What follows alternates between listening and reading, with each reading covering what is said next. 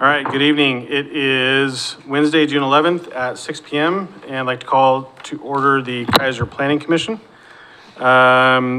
First item for consideration is the consideration of the May 2025 minutes. Is there a motion on the minutes, please? I'll make a motion to accept the minutes as written. I'll second the motion.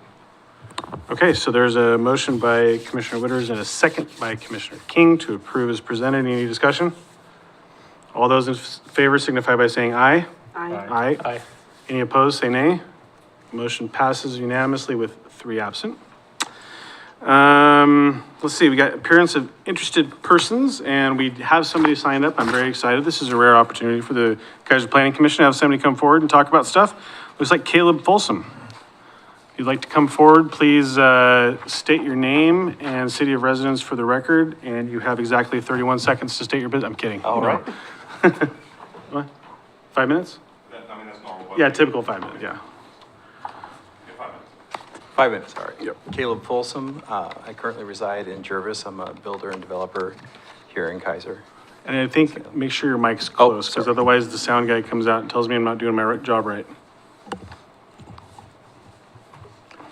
So I was petitioning the Planning Commission to potentially recommend a change to the building code as regards building separations for cottage clusters. Before you have a couple of examples of 2 different plans for the same property of what could be done. One is a plex development, and the other would be the cottage cluster on the same property. And the biggest thing, the plex development meets the current code as it's currently written, so that can be done now. The cottage cluster development on the same property would require, at a minimum, reducing the space between buildings to 6 feet rather than 10 feet.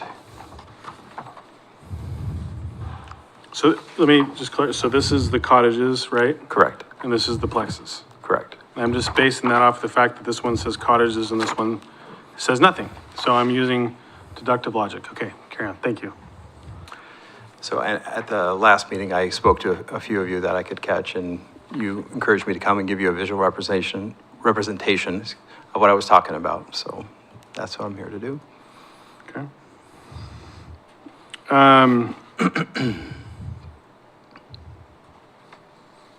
Great. Does anybody have any questions for Mr. Folsom? Thoughts? I have a couple of thoughts. I love cottage clusters. I think they're fantastic. They give a different type of housing that you don't see very often anymore.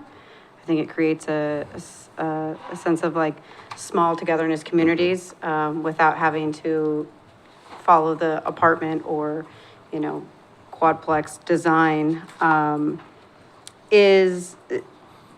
What's the, say this design that you have here with the cottage clusters, that's at 6 feet separation? That is at correct? 6 feet separation, correct. And current building code doesn't allow for anything closer than 10, even with firewall? Correct. The zone. Oh, development code, okay. Oh, he Yeah. said building code. Building didn't code get it, so I got allows for confused. 6 feet already. Yeah, I think that's Gotcha, okay. a good clarification. The Okay. development code, when we adopted our middle housing, we maintained a 10-foot building Okay. separation because that's kind of what we require for other things.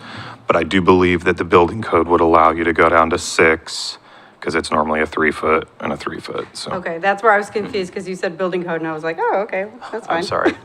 Probably a little nervous. You're totally fine. Shane, can I ask clarification on that? Do we not allow, like, blackstones? What are the, brownstones?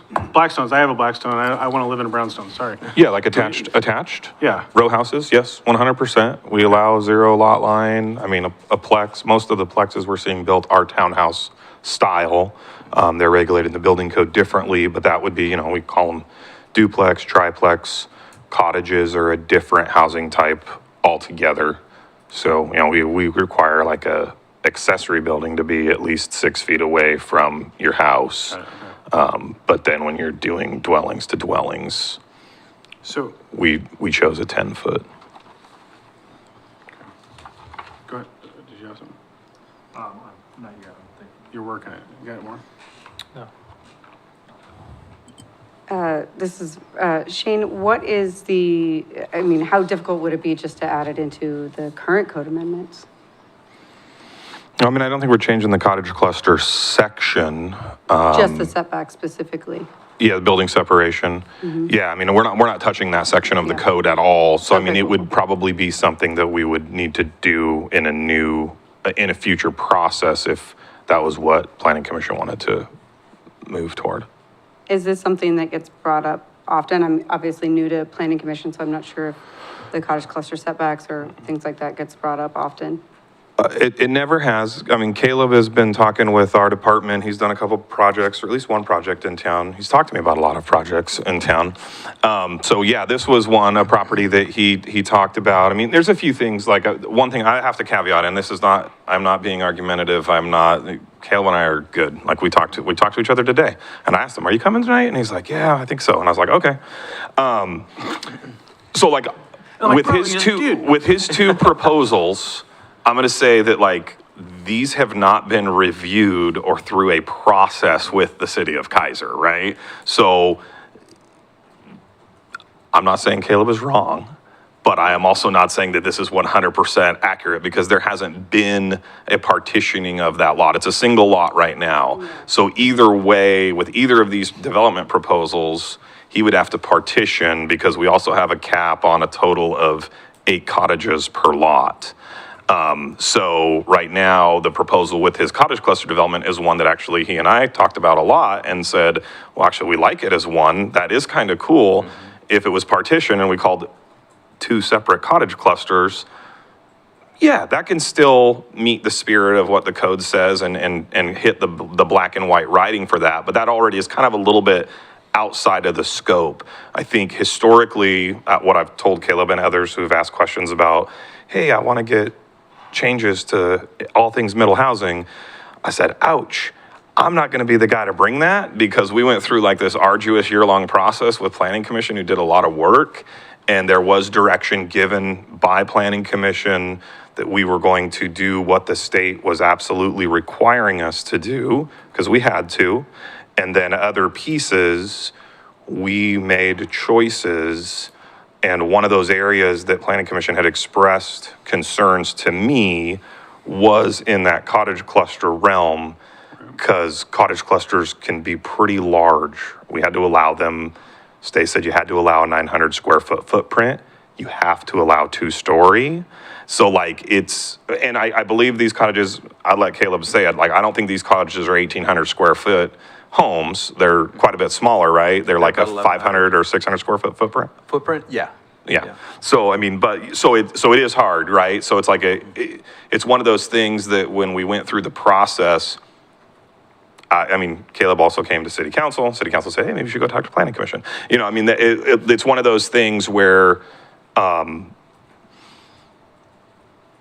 neighborhoods do not like middle housing. And all we've really seen built, other than 2 single-family homes in the last 2 years, has been middle housing and divisions of land for middle housing. And so this is a property that, like, historically, you could probably have fit 3 or 4 lots, 3 or 4 houses. And we're looking at unit counts of 12 to 16. Now, I mean, this is a property where no land division, you could drop 8 cottages on it and it'd be amazing. I don't think probably the ROI is there for developers on that property right now. And you lose a few cottages in the plan and it could check all the boxes and there isn't any kind of exception to the rule. And so there's a couple paths forward I've outlined for Mr. Folsom, which is, you know, if you want to do a partitioning, divide the lot, propose a cottage cluster, request a variance, theoretically, that is something you can do through a quasi-judicial land use decision, and that'll go before planning commission for that. Of course, it's a variance, and it would be kind of a major variance because it's more than a 20% change to the standard, and there's some challenges to be able to justify why do I need that other than I want to fit more. So that's kind of where we're at with it. So, but like I said, I did want to say that because like these are concepts. These are not things that the city, we have actually reviewed through a formalized process. I think Caleb's getting his ducks in a row pretty good. So I don't think there's necessarily, it's inaccurate, but that is kind of where we're at. Does that help? Yeah, Ms. King? thank you.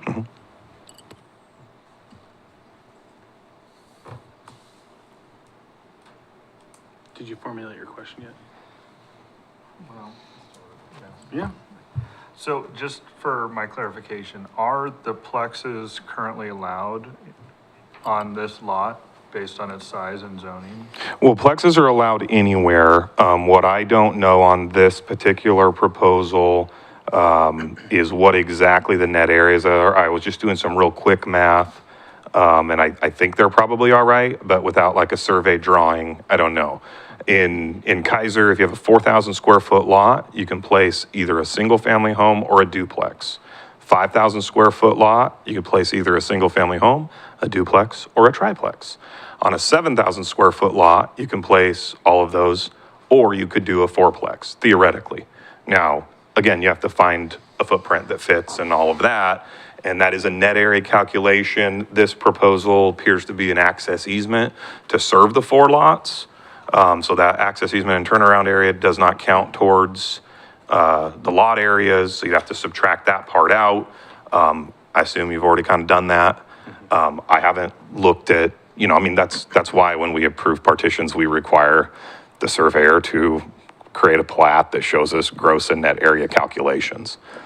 But yeah, citywide, it's, 'cause what you can place on a lot is simply a function of the size because of House Bill 2001. And, on a 7,000 square foot lot, you can also build a cottage cluster theoretically. So, Mr. Folsom, just to clarify, are you seeking a variance or a conditional use, or are you seeking a change to the code to allow the cluster to reduce the size between buildings for clusters? I think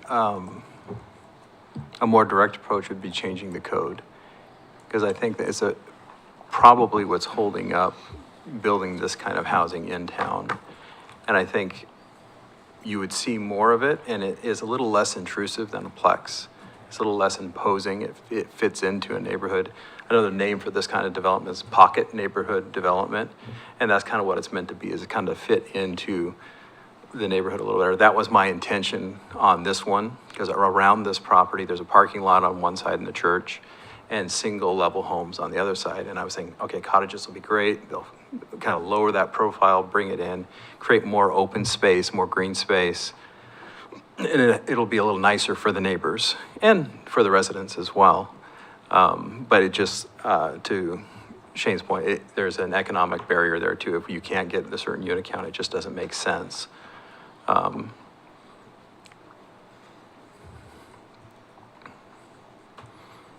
So kind of you have before you what I'd like to do, and kind of almost what you have to do to make it work, given the current code.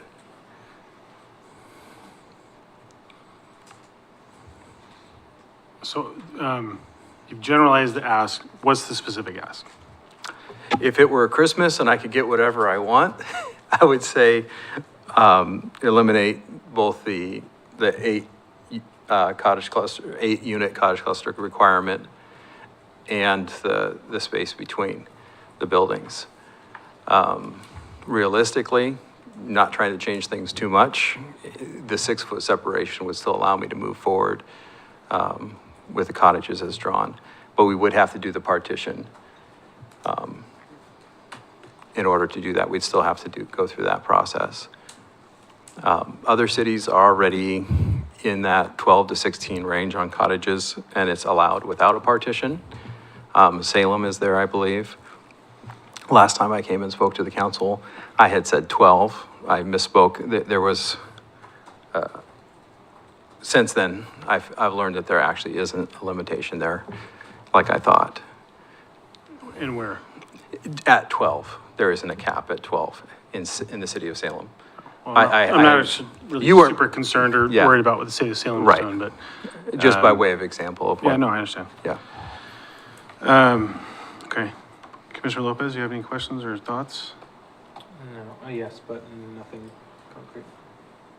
I'm just wondering, I'm trying to remember previous meetings about, what we were talking about.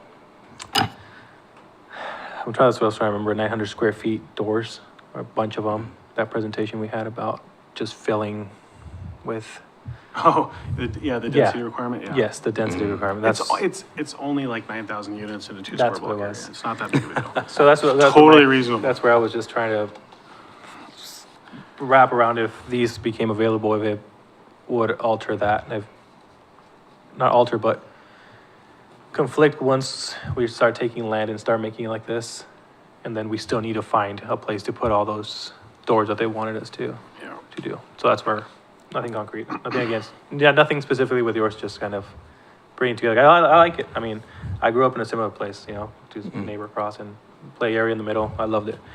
But yeah, that's where I'm at. So it wouldn't, oh, I guess I do have a question.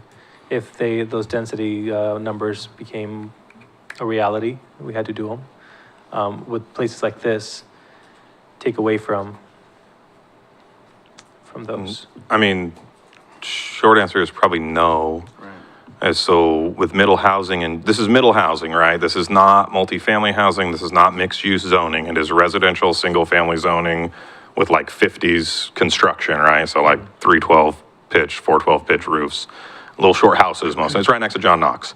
So like there is this, there's the element where with the middle housing, we'll report on it, but it's also a little bit weird at like a state level where we don't get to apply any kind of density standards in our long-range planning documentation. So the RS zone, generally 8 units an acre is the maximum cap, has been forever. So this is clearly a lot more than that, and so is every middle housing project that comes in, right? So when we did our housing needs analysis in 2020-ish, that we didn't adopt, there was kind of like a safe harbor where you said, oh, okay, you could attribute a certain percentage of additional growth because of the middle housing provisions. I think that in the future, when we go back and we do an updated housing capacity analysis in a couple years, we'll actually have some data that will be culled by the people we work with to help us produce those documents to kind of show what kind of units are being produced. So, I mean, it's a little apples and oranges. This is really more of these are the plexes, the cottages, the townhouses. These are now allowed in all of these areas. So really we're seeing as the market drives and as private property owners and developers, what they want to do with the property, they choose to do what they can. And so, you know, we have minimums that are set and that's all we can hold someone to. We can't really control what they choose to build beyond those minimums. Thank you. Yeah. So, it sounds like at some point you may have had the opportunity to come in for a variance. May I ask why you chose not to do that? Primarily economic. We've got this property tied up and it costs us money every day. Sure. And the risk of opportunity cost also, if I apply for a variance, I may or may not get it. To get it implemented is probably going to take several months and delay the project even further. And there's no guarantee that it will be approved. And so I may end up in several months from now with a lot of expense and right where I started. Yeah, I mean, I think the opposite's also true, right? Even if something There's the started chance. today, you're still a minimum of August before anything could even be considered. And then you're talking probably September before the council would even be able to do it. So you're still at the probable same timeframe. For this project, absolutely. But I think that,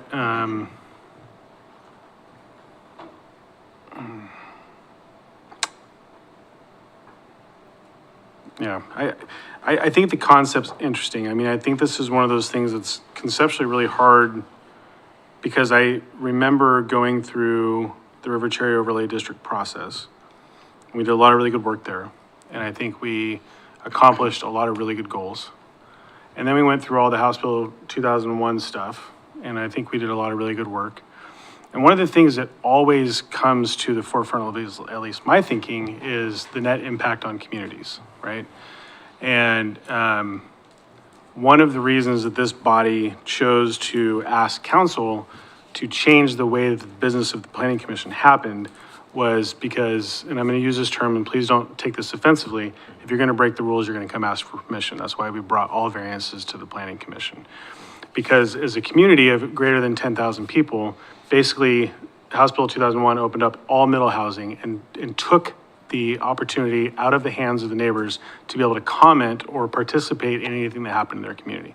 I also respect that, it's private land rights. So there's a hard duality here. And I think that when we went through the process of developing the rules relative to the cottage clusters, I think we chose to take a very light approach on that from the perspective of, frankly, we don't have anything like that around here. Not really. I mean, we have a couple on Shamawa that you could argue are kind of like that, but really they're just super small single-story apartment complexes. And so I know that at the time, I believe that the argument was, well, let's just see what one of these things look like and determine if we've got it right. And so, like, I'm a little bummed, if I'm being honest, that I think it would have been a good exercise to go through the plan, and I totally recognize your risk evaluation of not wanting to go and spend a bunch of money and then not know what the outcome, right?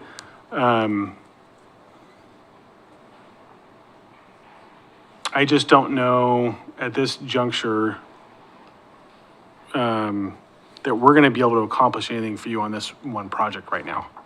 Oh, and I don't have that expectation on this project. More, this is maybe a way of starting the conversation towards a further, because I and other developers, I think, would build these in the future if some changes were made to the. Oh, I have no doubt. There's a lot of people that come into our community and make money, but then they leave and they don't care. I'm not saying that's you. You live in Jervis, you're a next door neighbor, but that's a reality. And we're seeing that happen all over. You drive anywhere in Woodburn, Malala, there's just plunking them down, right?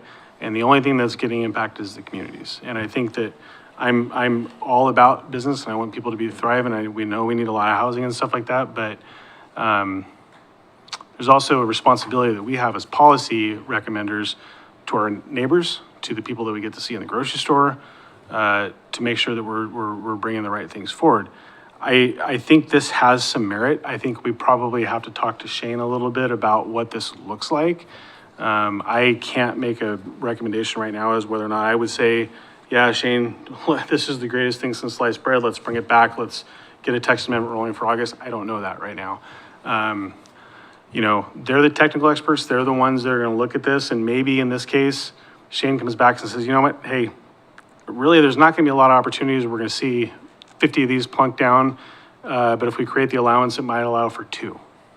Right? And so I just don't know that's a good use of their time for them to go and say, yeah, we can do this. I don't know. I think we just have to evaluate it. But I do appreciate, you did exactly what was recommended, which is bring the 2 different versions.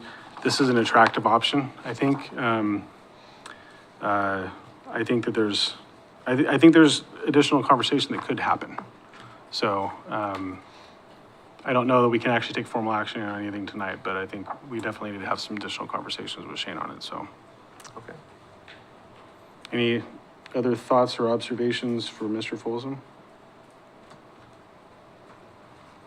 Come on, you I got can wait something. 5 minutes if you want to discuss it and just press forward, that's 5 fine. minutes? Yeah. Well, I got a consultant on the screen here, and he's getting very excited about coming on board and talking to us about all the other things that are going to change that are out of our I guess there are control. other people. Actually, if you stick around, you actually might find out that everything we're saying right now is complete rubbish, and you just get to do what you want. Anyways, I don't know. Yeah, well, you're welcome to hang out, but Councilor Duran, is there anything you wanted to add on this? I never asked you. I don't know why I never asked you. I usually say something if I need to. All right. You are a man of very few words, and I do appreciate that. Me, on the other hand, I can't stop talking. All right. Thank you, Mr. Folsom. Appreciate you Thank you very coming. much. Thank you. Thank you. All right. Recording in progress. Is that for this period? Because we're already CCTV recording, yeah? We're done. Okay, great. Double recording. Double the trouble when I get in trouble. All right, so what are we at now? We're at new old business staff report. We're going to talk about discussion on walkable design standards Oregon Administrative Rule 660-012-0320 draft code language. Shane, who's talking to us about this tonight? I'm gonna talk first. I'm gonna introduce Andrew that's with us via Zoom or whatever platform we're using. At our March meeting, Andrew was here in person with us and kind of walked us through the code audit and some concepts, the memo. This is work that's being done. We were gracious recipients of some funding and some consultant help through the Department of Land Conservation and Development to help us look at our code for specifically complying with what we call the 330 rules of the CFEC, the Climate Friendly Equitable Communities rules, to look at kind of walkable design standards at a citywide scope. So at that March meeting, right, was it March? May? March? What month is it? June? March. I think it was March. We came, I'm sorry guys, it's been crazy. So we came, we talked, and we said, hey, we wanted to get some input with the audit and the concepts. So the consultant team has worked on drafting actual kind of draft language. This isn't a public hearing. We're not deliberating on things, right? Because this we'll come to this body at a future public hearing for actual go through the process to adopt changes to our code. But we felt like this was a good opportunity to circle back. Basically, our contracted services with the consultant team ends at the end of this month. So I want to get every last ounce of help out of them. So Dina and I are not left going, oh shoot, we got to do a whole bunch of different things too. So we thought this would be a great opportunity to come and kind of share, hey, here's kind of where we landed with the draft. Consultant worked with Dina and I, kind of gave some input. And I think there's a good opportunity to get kind of just, I don't even know if consensus is the right word. I mean, the attorney can rein me in, but basically we do want to get generally a feel from Planning Commission. There's some areas sorry guys, the packet was big this time, but that's just because there was a lot of sections of code, but like always, not everything's being changes. Those red line things are being the changes. So really we're wanting to kind of get some impressions, guidance, input, if you will, from the commission on where we're at with this draft language, if there's some massive big concerns, if it seems to be generally the right thing, making sense, if there's questions that we can try to delve into. I know at the March meeting we had some questions, so hopefully we've done some of that. So that's basically what we're here to talk about. It's not an action item. It's not going to need a formal motion. It really is more like sort of a work session-y kind of vibe tonight. And so with that, if you don't have any questions for me, and you don't worry, you don't have questions for me. You have questions for Andrew. I want to invite Andrew to kind of jump in. Andrew Parrish is with MIG. He's our kind of lead on this project. His Kathy Corliss also has done a lot of the work with the draft amendment stuff. I don't think she's with us tonight, but anyway, with that, I want to just turn it over to Andrew. Andrew, thank you for being with us and the wonders of technology. We get to see you, so that's great. And I will just kick it over to you and you can kind of walk us through and it'll be fun. All right, thank you, Shane. Happy to be here. Andrew Parrish with MIG. I'm glad to be with you all again. Maybe just a couple of framing notes before we dive into some details.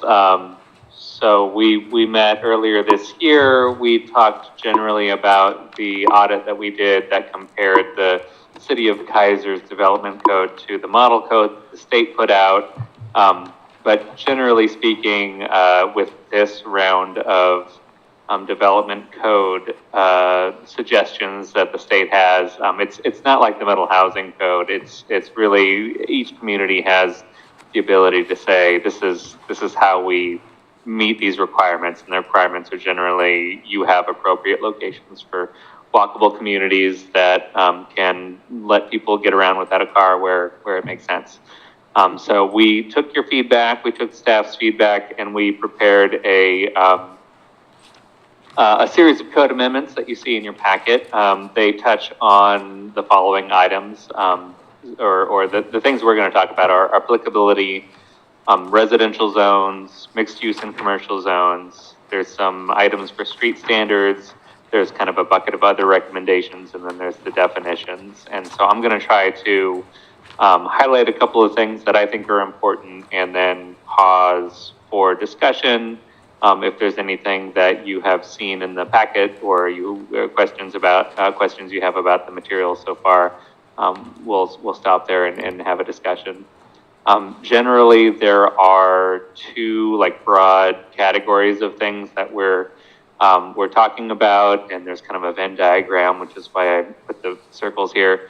But there's basically items that implement the requirements of the 0330 CFAC walkability rules and the Walkable Design Standards Guidebook and Model Code. And then there's this other bucket of things that are about creating a clear and objective path for residential projects, which is a separate like area of Oregon law. Basically, every jurisdiction needs to allow residential uses through a clear and objective path. And then if you want to have a discretionary, flexible path in addition to that, that's fine. So we kind of looked at the code and we identified a couple of areas where some of the stuff in the clear and objective section would really be advisable. And so those are kind of like less squishy things. The 0330 section are fairly squishy. The community can decide how they want to implement those. So in terms of applicability, generally the code provisions apply to new uses and significant renovations of existing uses. So this isn't something that we're asking a current business owner to, change their, parking lots or driveways unless they're actually investing in a new building or something along those lines, consistent with the city's existing rules. And there is a section in the code that addresses situations where you're adding to a building that has a certain setback requirement, and we're actually, where we're changing setback requirements, we're being less restrictive than the existing code. So for these maximum setback requirements that we're putting in, it only has to be kind of a portion of the site, or it's less restrictive than for other sections that the city has today. So there's a bucket of recommendations for residential zones, and this is for the kind of higher density residential zones, the residential medium, high density residential, and residential commercial zones.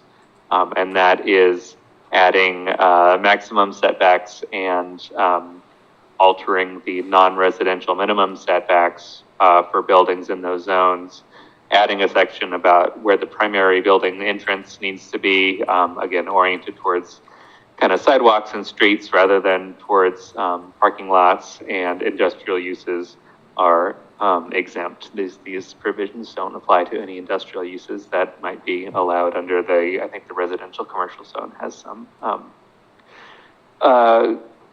conditional uses allowed that are industrial. For the mixed use and commercial zones, so that's the mixed use zone, commercial office, commercial retail, commercial mixed use, and commercial general.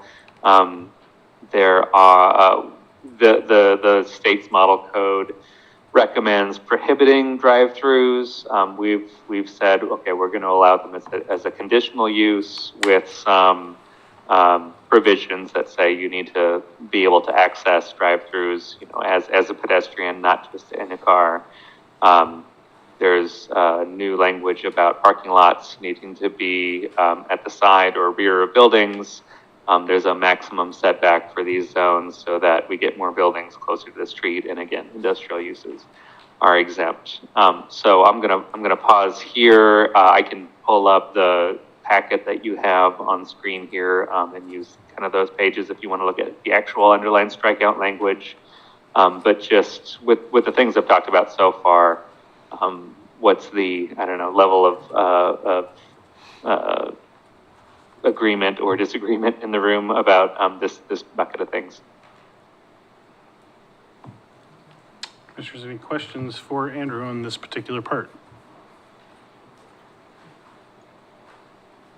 Anything you want to clarify from your perspective, Shane or Dina? No, I think Andrew hit it well. Obviously with these, and I think the one thing I will say, I think obviously when we get to a public hearing, there will be a lot more look and talk, and I know this was a lot of stuff to look at, but I would encourage you all, take kind of a look at that proposed language around the drive-through facilities generally.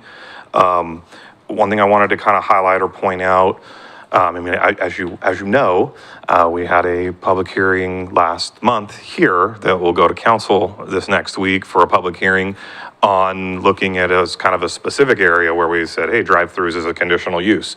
And so there is an element where essentially we would be moving from, historically, there was just a couple of limited areas where we limited drive-throughs. Or way back in the day, in the 90s, it was just Shamawa and River, that intersection. And then with the adoption of the revitalization plan, we expanded that to be all the centers as a conditional use, so there can be mitigating factors, and then as well as Keizer Station Area B. And so these proposed amendments would kind of even the playing field essentially and say, hey, kind of really citywide, if you're coming with a drive-through, we're going to have you do a conditional use, which in some ways I like. I think it makes a ton of sense when I look at one of the council goals is around traffic congestion and traffic impacts in general. It does create a path and a tool where it's obviously not taking anything away that's already there. And we all know that Keizer is very, very built out. But that if something new were to come in or somebody were to redevelop a site and add a drive-through that wasn't there, this would trigger that. Now, I think there's an element where if you had a drive-through that was there and you were going to tear down a building and reestablish, we would also want to go through that conditional use process in that scenario. That would be like a major redevelopment or renovation. But, the existing drive-through facilities along River Road, they can be the way they are until the cows come home. So Gone, there's apartments now. Oh, that bad example. You're right. No drive-throughs there though. But so anyway, so I do think, I think there's it makes some sense for just a consistency across the board, but then there's also that balance of well, hey, do we really want to get into people's business that much? But I think specifically some of the language that MIG came up with, I think it may be some good concepts that we would want to maybe consider in a conditional use anyway, but they're kind of embedding it in the code. So I would just encourage you to kind of take a look at some of that language in a little bit more depth. And you can also provide comments to me just at any time. You can talk to me as a staff person. So like I said, I want to make sure we are understanding that it really would be right now, we don't allow drive-throughs outright in certain areas, and it's just a couple.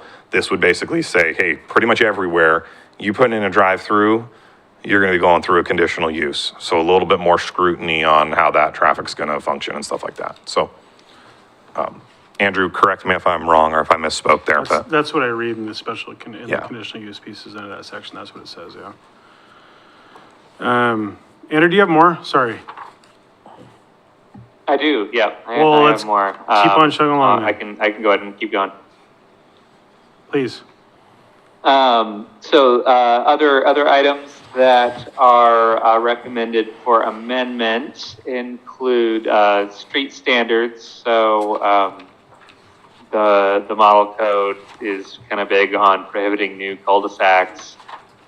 So we've recommended prohibition of new cul-de-sacs except as part of a discretionary action, and then added some language about approval criteria for that action, provided some more clear and objective standards for residential development related to the street standards, and added a kind of a street standard modification procedure, which is kind of embedded in the variance procedures for the city. And this is probably pretty wonky and more in Shane's wheelhouse, but basically tightening up the ways that the city can say, okay, if you need to build a cul-de-sac, or if there's something you need to change about the street standards, this is the procedure that you do it. But the clear and objective way to address this is that it's not allowed.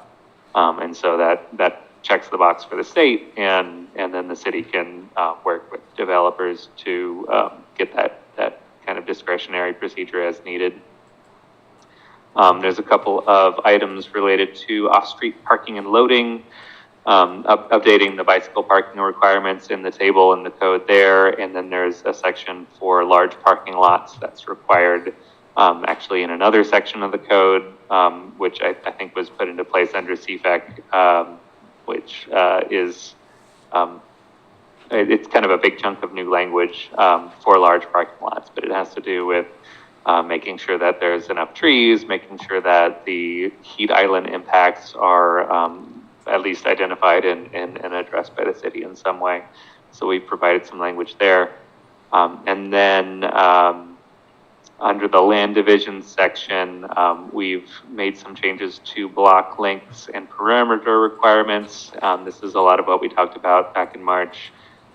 So for the downtown areas and Main Street areas, making a pretty tight, a pretty small block length when there's a new site greater than 5.5 acres that comes into play that needs to build new streets. That's probably not ever going to be the case in the city of Keizer, based on my understanding. And then having that block length requirement as 500 feet elsewhere. And if you have a long block, you need to provide a pedestrian and bicycle access way. And there are some standards for single family and middle housing in those code sections related to driveway widths for single family and middle housing. So that's a maximum width of 24 feet, regardless of how big the garage is. And that only applies to new development. It doesn't apply to modifications of existing driveways. And making separation between driveways on local streets, so that you don't wind up with just one large curb cut for example, like a townhouse development. So that was another bucket of things. I think I have one more bucket of things to talk through, but if there's anything that caught your attention in that section, we can talk about it. And driveway is 24 feet, so does that effectively preclude or not allow then RV parking? So for example, if somebody's got a side yard and they've got the ability to put an RV on there, I mean, how does that calculation work out then, Shane? Is that? Yeah, it would be the, oh, sorry. I mean, Andrew or Shane, because I think that, Yeah, so that it's a great question, Mr. Lawyer. Really, the driveway is going to be the apron, the approach, where it interfaces with the public street, the curb. Okay. So right now, if you have a large side yard, and we know in Keizer there's a lot of properties like that have a large side yard, they have an RV pad, it's a selling point for lots of houses. I wish I had one. I've got too many vehicles. I store one at a friend's house right now.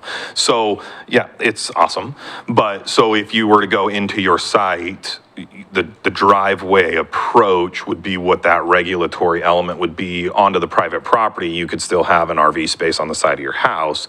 It just wouldn't be a driveway all the way to the property line, which honestly, we already don't allow it to go all the way to the property line normally. We generally have a little bit narrower, well, Public Works kind of regulates those driveway widths. I think, Andrew, help me, but you know, the intent here was to try to say, hey, when you've got these middle housing products and townhouses and things like that, if you're going to have driveway, it can be a problem.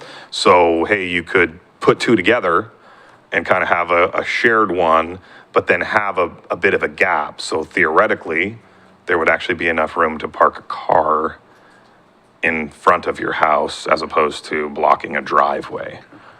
Does that help answer it? And then Andrew, feel free to jump in and provide any additional.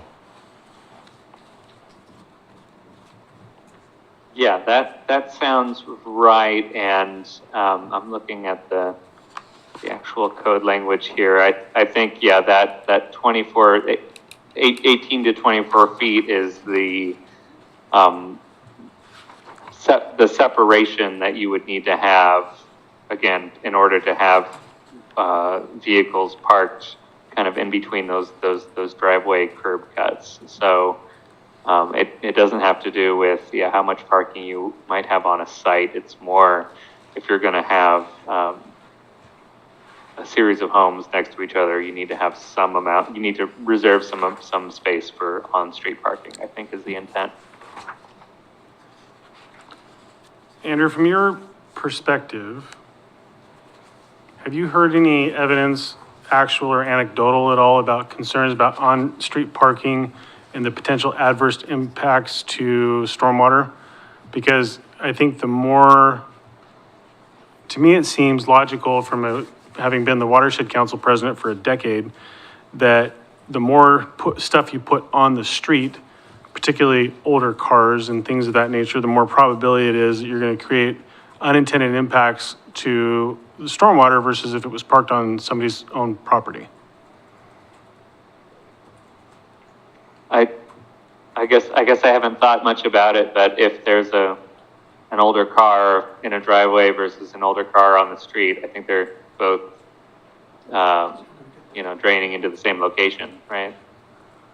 Well, it obviously depends on the nature of the driveway, if it's sloped or versus flat, right? I suppose it could drain onto the property itself rather than into the Right. Storm drain. Vehicles leak. Because I think one of the things that I concern is, my street, when I first lived there, we were the only clowns that actually parked a car on the street. And now everybody and their brother does, and there's actually 0 point whatsoever in the, what's that thing called? The big Zamboni. Street sweeper to come in and actually try to, clean up the gutters, because they frankly can't access any of them. And so now you're just having this larger compilation of stuff that's just sitting in these curbs. And every single time it rains, you see anything from paper cups to literally Barbie dolls floating down the street going into the storm drain. So I'm in my neck of the woods, you have to move your cars for the street sweepers. In where I'm from, I guess, outside of Oregon. But I agree that's certainly a concern. The storage of cars on streets. Well, I feel like we're trying to solve one thing and we're actually creating a much worse scenario for other things that's actually intended to be solved. So, sorry, just a little anecdotal side piece there. I was just curious about that. Commissioner Witters. Do we know the reasoning behind cul-de-sacs not being allowed? To me, it seems like if the whole idea is this climate-friendly area and walkable, bikeable, what have you, that cul-de-sacs kind of limit drive-through traffic, slow down, speeds and what have you. So I'm curious as to why those wouldn't be allowed.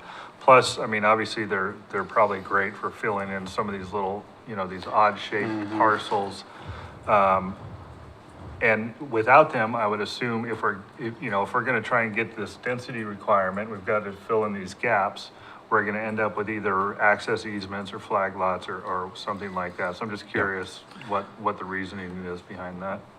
Yeah, Commissioner Witters, I'll take a stab at it, and then I'll let Andrew chime in as well. I think this actually is a standard that I had quite a bit of conversation with Ms. Corliss, who kind of was the drafter of the amendments, because I was like, hey, practically, we see a lot of access easements, we see a lot of flags, and we see a lot of cul-de-sacs built because we don't have land.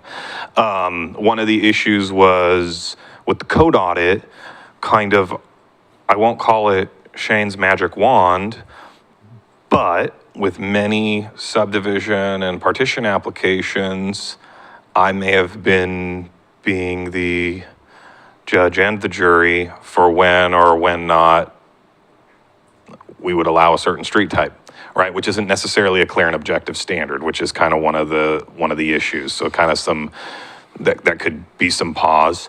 But the cul-de-sac, bigger question of why no cul-de-sacs, and you're right as far as, hey, more walkable, things like that. But then the flip side is with cul-de-sacs, then you have no connectivity. So then there's out of area locations of driving around to get to other spaces and places. So I think, there is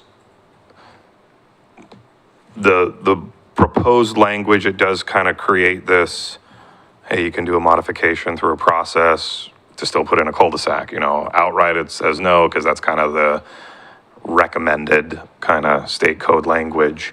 But really that's that connectivity piece of why cul-de-sacs are like not the most desirable for people to get through neighborhoods. And I mean, there's some argument to say, well, okay, well, what if, yeah, you might have a cul-de-sac for the cars, but then you have bike and ped connections through and things like that. That provides a level of connectivity for the walkability. But if you're in a neighborhood where you're like, oh, shoot, I got to go all this way out of traffic. Now I'm driving that much farther to get to the spot I was trying to get to in the other part of the neighborhood. So that's, I think, kind of the justification or the reasoning behind it, if that helps. But Andrew, feel free if there's more. I guess I would just add that it's a more clear-cut case when you're talking about, you know, many acres of new greenfield development. Are you gonna build something that has kind of a gridded street that you can connect in various ways in various locations, or are you going to have one way in, one way out, and a whole bunch of little curly cues to connect? So the infill situation is a lot more site specific, and I can appreciate the the concern that really a cul-de-sac might be the best way to access these couple of parcels that are over here, and that's why we have the discretionary path that's there, and that's probably more appropriate for unique infill situations in general. But if you were, I think the idea is that if you were to build an entire new neighborhood, you would want to discourage that kind of curvilinear pattern, I suppose, is what they call it. Any other questions on this segment? Shane? One other thing I wanted to point out, Andrew had mentioned in this bucket, the parking lot rules. So that specifically, 405. Thank you, Andrew. That specifically last month at the public hearing when I told you, hey guys, we're getting rid of parking minimum mandates. And I thought I did a really good job. And then the state said, hey, you missed this. And I told you, it gets confusing because I have all these different projects going on. So this kind of is that other missing piece, just so you know. And there is, in that section of code, there's a lot of new writing. There's a big, large new section about these large parking lots and the landscaping and the trees and all of that. So I just kind of wanted to point that out. That's kind of the nexus. I kind of mentioned it at last month's meeting that said, we're looking actually, that's going to be coming back to us. I kind of missed it. Probably should have technically had that in last month's meeting, but we didn't. So anyway, I wanted to make sure that you connected those dots from last month's meeting. So thank you.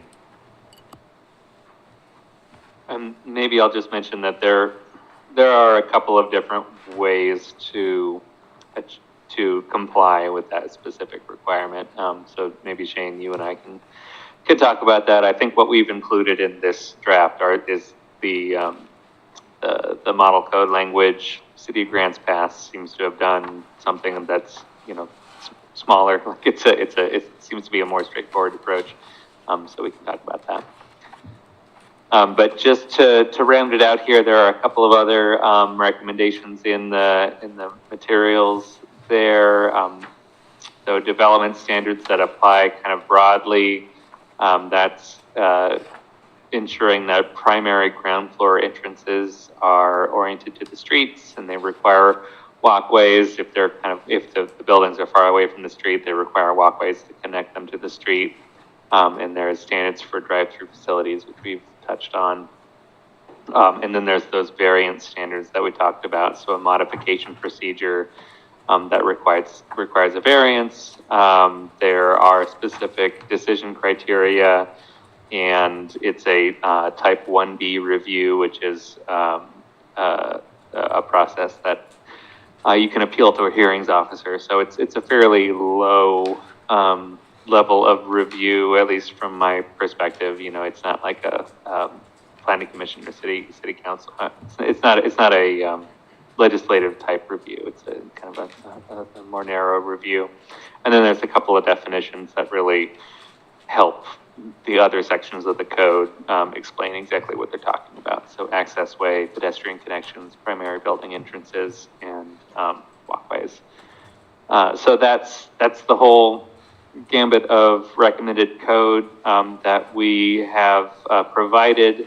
Our goal, again, by the end of this month is to make another version of this code document and provide some draft findings for Shane and you all to work with as you go forward and adopt the changes that are required by the state and, modify them as appropriate.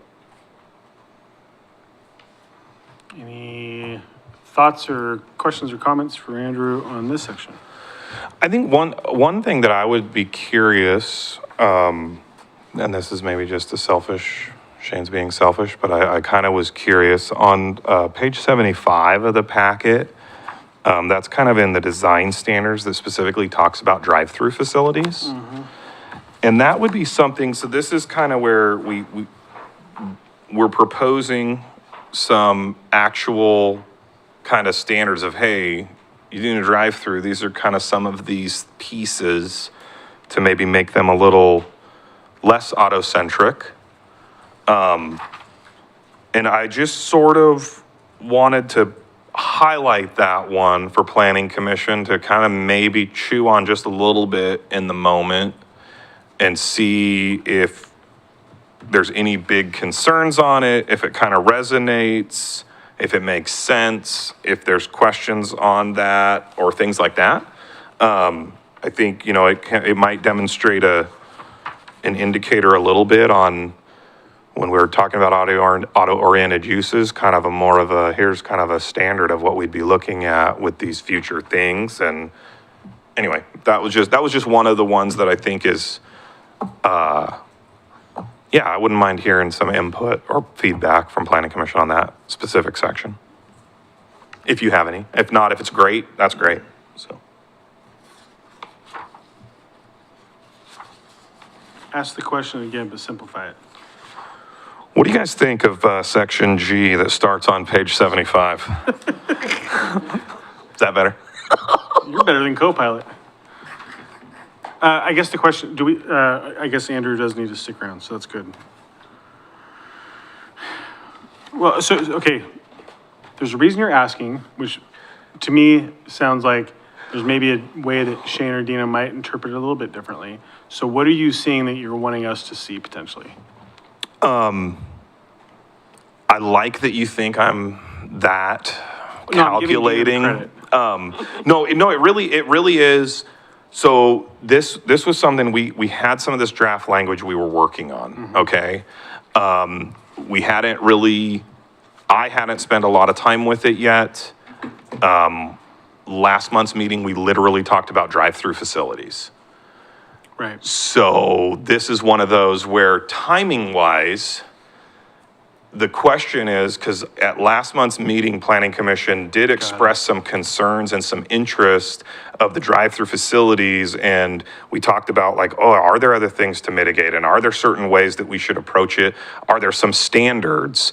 And so we didn't quite have that ready for the daylight. I'd kind of seen it, but I hadn't really. Let's bring this all full circle. So really it's for this project, but it's also for another piece of code changes that we're working on right now to be here's kind of an example that maybe makes sense if we're allowing some of these things.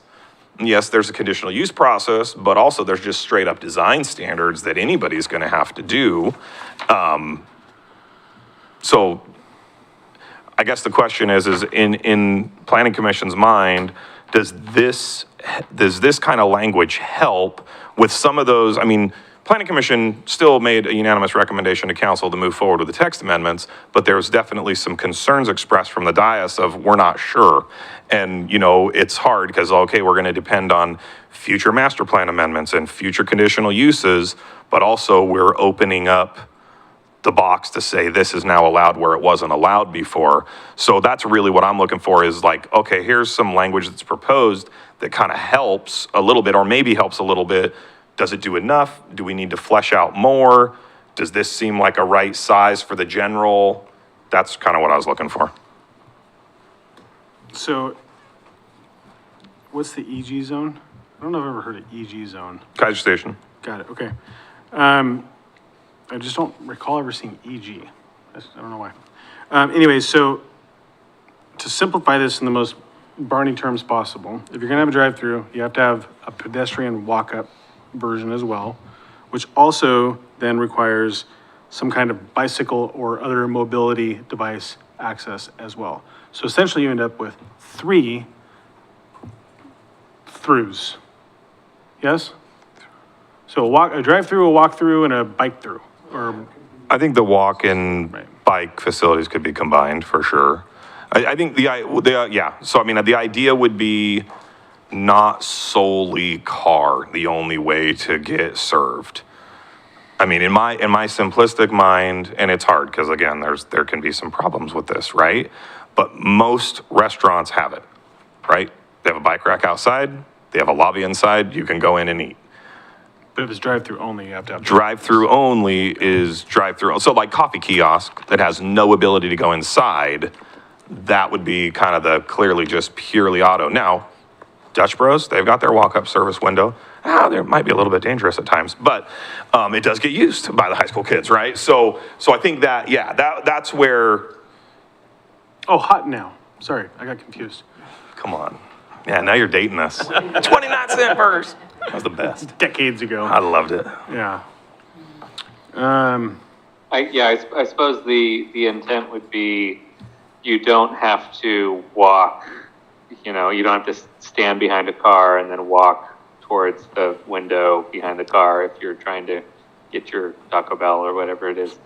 So that there's a place that is for somebody who's not in a car.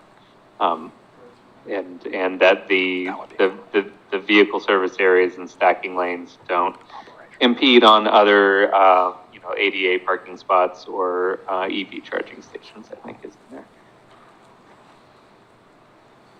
Okay. I mean, I think this it clarifies a couple of things, maybe with the drive-through thing, but I think it actually also adds complexity in a way that I don't think we even thought about last month. Counselor Duran. I can think of one business that doesn't have a walk-up facility right now that's a drive-through only. What if this was put into place, what if they wanted to make changes in the future that they would be required to meet this code? Oh, we're talking by the rec? Is that the one? I think it probably would depend on the threshold of changes, I suppose. Well, with that facility, it wouldn't take much to meet 10%. Yeah, I mean, that could be true. I mean, That's just- but yeah, so I think ultimately the one you're thinking of, in my mind, if they were like, all right, hey man, this building has served its life, we're gonna scrape it and rebuild it, then they're probably gonna do a dual side. So they'll have the drive-through on one There's not side. space there to do dual side. Well, they So have, that's the on the, thing. on the north side though, there's They the do, window. they don't have that walk-up window anymore. Oh, for real? Yeah, they put in a little oven right there, and then you have to go around and use the other side if you're Well, walking the up. coffee comes that extra hot then. Yeah. But yeah, so I mean, I do think that is probably a question that we would have to flesh. We have fleshed that out a little bit more. Like I said, it does depend if it's just like, hey, we're gonna maintain our building and stuff, they're not gonna be captured by it. But if they're gonna literally raise it and come back and build something new, then, the flip side would be, well, design it so you have a whole parking lot and now you don't have to provide any parking anywhere. So, hey, you got plenty of room to do it. I just, some of those things scare Yeah. me when we don't think ahead and It's go, fair. oh, we're gonna mess up Yeah. what's already here because we didn't think of this, so, okay. One thing that's also often in play with drive-throughs is a provision, and I'm sorry, I'm not sure if it's included in this here, but a provision that if the drive-through is out of business for more than, say, 1 year, that it doesn't get grandfathered in anymore. So there's a lot of leeway given to places that have an operating driveway and they're trying to reconfigure their structure in various ways. But if it's, been out of operation for a while, then that, then it needs to meet new rules once it comes back in for an application.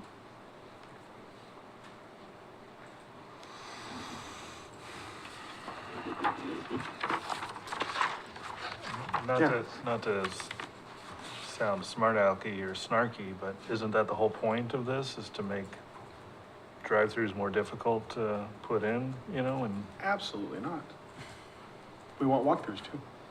well, sure, but Or You can put in only in have a a walkthrough way if that you- doesn't prohibit non-vehicular access, I guess. it just seems to me that the code is set up to limit drive-throughs. I mean, obviously, they're outright limited in some areas, so, The whole point of all this is reduce greenhouse gases, and you do that by not allowing people to drive cars. right, and so that's what I'm saying. Like, I'm putting it, Barney, like, I grew up in a double wide style, that's what this is. This is reduce Right, greenhouse and- gases and get people out of cars. And I guess I'm just saying, to Commissioner Durant's question, I mean, that's kind of to me, it sounds like that's the point of what they're going for, is if they try and make a change and it's too much, then they're gonna have to rethink their whole business model, or something else is gonna have to happen, because the point is to try and eliminate or reduce drive-through facilities as much as possible.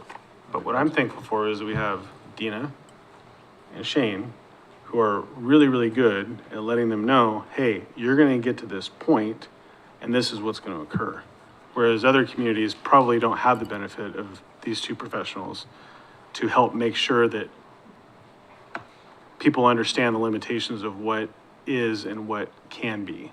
Right, I guess I'm just saying, I don't think it's an unintended consequence, and I'm not saying No, it's yeah, you're right. coming from the city. Yeah, no, I know. I'm just saying the whole point of everything that is being thrust down from the top is to limit those, among other things, like you said, to eliminate greenhouse. Well, it's the cul-de-sacs. I mean, if you can't, Yeah. I mean, it's, yes. Oh, and I think, Commissioner Perez, yeah, I think you're absolutely correct, especially at that 10,000 foot look, which is, okay, if we're going to build communities for automobiles, or are we going to build communities more for people on bikes and walking, right? And so it's this kind of shift. And so I think the reality is, though, is that we do have some flexibility in these adoption of, rules and design standards. Now, we've got to make some changes. And we've got to be able to justify those changes, that we're doing what we need to do to be consistent with the OARs, specifically these 330 rules about walkable design standards. But I think there is some opportunity for us to attempt to right-size them as much as we can for our community.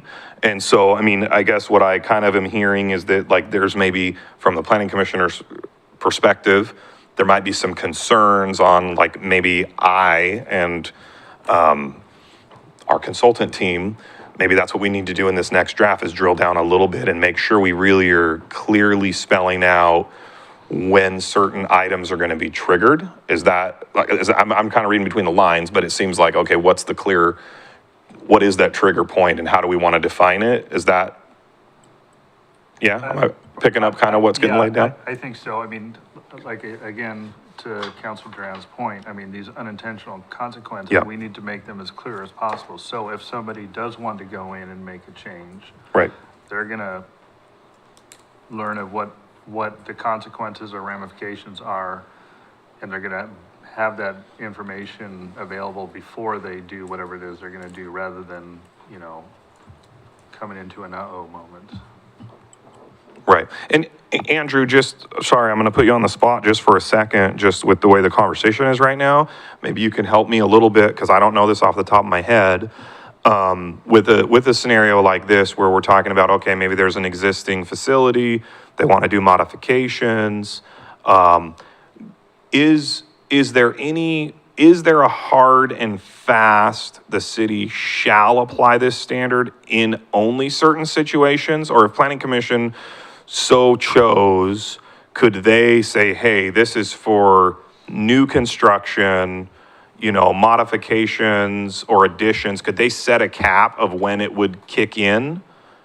Is there anything that would I- prevent them from just picking I whatever? don't think there's anything Okay. in the state rules that talks about that. I think the city probably has rules currently about when a modification, is significant enough that you need to start like meeting current requirements. Yeah, There are regulations again about like setbacks where the rule is generally you can't make the situation worse. I think that's harder to define in a situation where you're talking about like pedestrian accessibility of drive-throughs. right. But we can think a little bit more on that, and I don't think there would be a problem with, putting something in the code, allowing for more leniency towards existing businesses. Yeah, Okay. I definitely don't want to make it Saying compulsory that out there's, the gate. if this site has had a drive-through in the last 5 years, then it can continue to have a drive-through or something like that, where it doesn't have to meet these requirements, but we can look at that more closely. Thank you, Andrew. Is it okay Please. if I say one? Mr. Lindsay, stop me if we get too much into like more of a deliberation kind of situation. I'm not trying to get there. So that's super helpful. And that's one of those pieces it's helpful for me to know. We do have we have a pre-existing non-conforming use Yeah. and building section that's in our code that exists and applies across the city for all kinds of different reasons. But then we also have some thresholds in the River Cherry Overlay District when it comes to like access management and controls and parking lots and different things like that, and even setbacks. And there's been some projects that are like, oh, hey, if you go that far, you're gonna have to redo this. And then they're like, yeah, we're gonna stop right here then. So would it be fair to say, and we'll see if I get buzzed by the attorney, it means I pushed it too much. But for the four of you that are here, I'm just wanting to make sure I think I am hearing kind of where your heads are at. And what I'm hearing is we don't really want to mess with existing businesses. But the new businesses, we would be okay with holding them to some kind of standard like that. Is that kind of what I'm getting from the vibe, or am I wrong?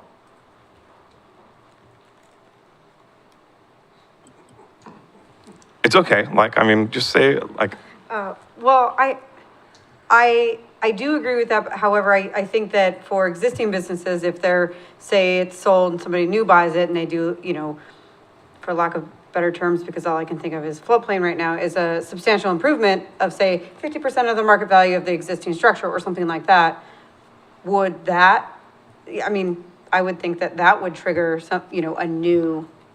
I guess that's kind of what I'm trying to look for Yeah, from you guys. I Is think what that's do you guys fine. think If it's a is? substantial improvement, you're taking, Okay. don't- an existing thing and turning it into something completely different, change, a significant change of use, or, you Okay. have to, the building was so, damaged, you have to tear most of it down, and then you just have, a couple of toothpicks and, Sure. cobwebs left, then, I don't know, I think it maybe Okay. just be discretionary on what the situation is. Was it, it depends. And Okay. then on top of that, I also have two questions, for you. So as I'm going through and kind of doing a little bit more, looking into it, how many drive-throughs are permitted annually within the city of Keizer?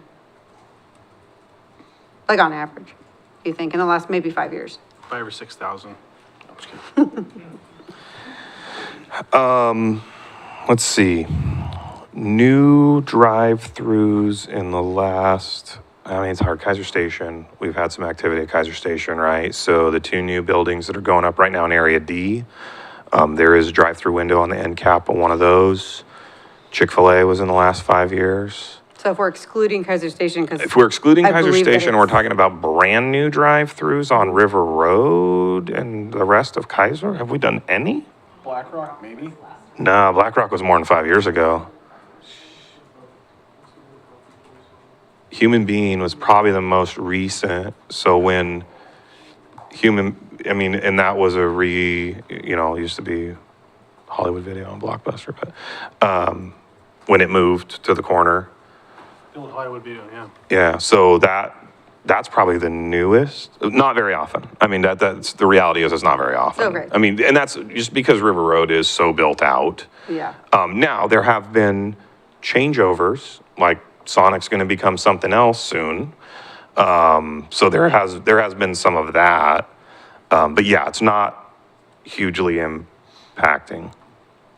So then my second question would be, if, say this code section is implemented to new drive-throughs and/or substantially improved properties, where do you think that the biggest impact would be in Keizer, except for Keizer Station? Sure, yeah, if you're excluding Keizer Station, which is different animal because it requires master planning and some other elements, right? I mean, I really think that realistically on River Road, which is where the rest of the drive-throughs would live, right? It would come into play when either a building had kind of met its life or somebody went away and a new owner came in. Yep. So like that might be an option. That might be an option for a development site possibly. I mean, I don't know. We'll see what happens there.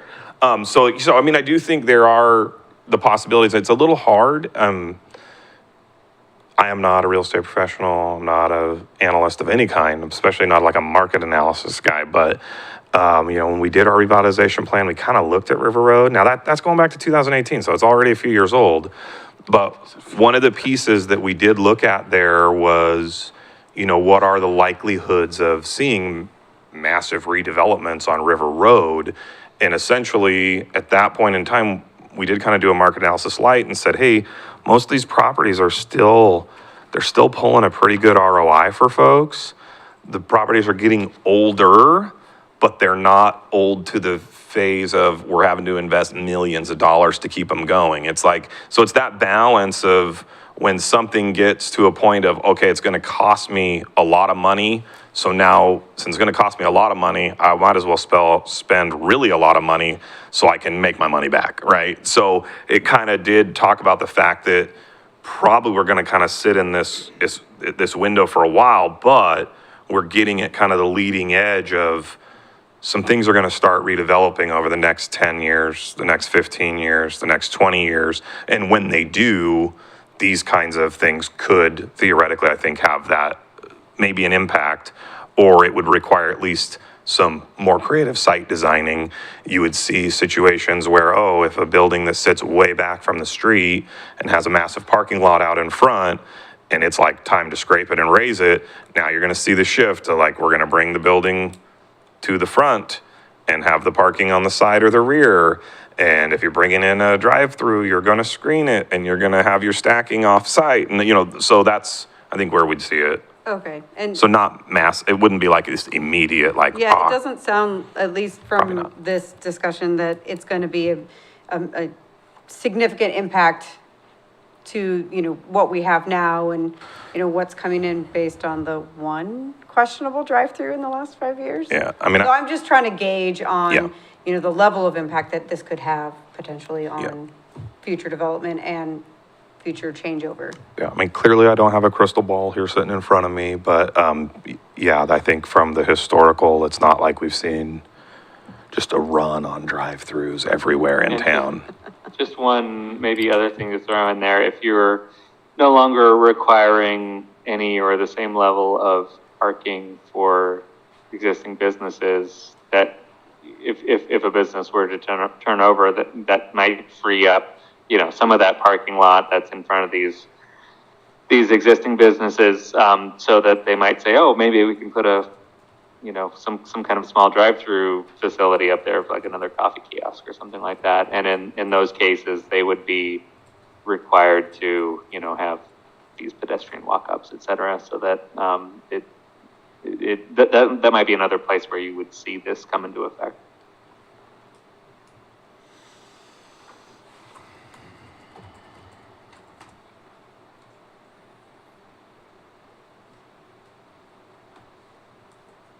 So I feel like if I'm gonna try to summarize a little bit. So not a compulsory action to change the makeup of drive-throughs if this is approved, Just changing owner does not compel anything, correct?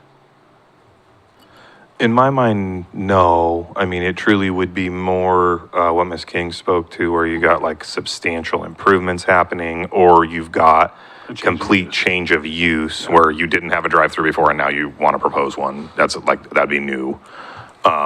So yeah, I think, and I think hearing just, I mean, obviously this is like, it's a weird deal because we're not deliberating, we're not talking about specific work sessioning. things. I think what makes sense in my mind, and I think it would kind of go along with the things I've heard from you all, is I think between myself and Andrew and Dina and Kathy, we can maybe just kind of dig into the draft a little bit more and try to drill down on when and how and where it applies. And I think we'll look to, between my pre-existing non-conforming use section and the River Cherry Overlay District that kind of already have some sideboards, I think that makes sense to me to be a good starting point for consistency. So it just maybe makes sense. And then, ultimately, that's, I think that makes the most sense with what I'm hearing. I mean, if planning commission was really strong, like, only apply to new, I mean, we could literally write, this only applies to new, right? So that was one of the purposes of my question to Andrew, which, is there a hard and fast of what we have to do? Not exactly. We have some flexibility. We already have established kind of when we would say, hey, you're doing this much, you should bring your business up to our current standards. And if we're changing this standard to become a current standard, it makes sense that it would apply in that same kind of a fashion in my mind, based on what I'm hearing from y'all. So.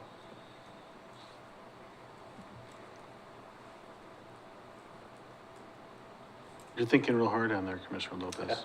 No, that's, yeah, we're good. For sure. Yep. Yep, I'm just, yeah. My thoughts were just planning towards the future. All right. I mean, this is, I mean, it's been a good discussion. it's been a good, very good discussion. So I think it's, I'm glad that Commissioner King's here because she makes us think like responsible adults. I mean, maybe you, not me, I don't know. All right, Andrew, do you have any other items for us? No, nothing else from me. Thank All you. right, well, thank you for being here and thank you for working well with our team and, always appreciate the good work that MIG does. Thank you. All right, have you got any other old or new business? I don't really think so, other than I know we sent out a kind of virtual open house invite for some I wanted to scenario go, I planning couldn't stuff. make it. What? I wanted to go, I couldn't make it. Oh, no, that's virtual. It's online. Oh, I thought you were talking about the one on the 26th. Oh.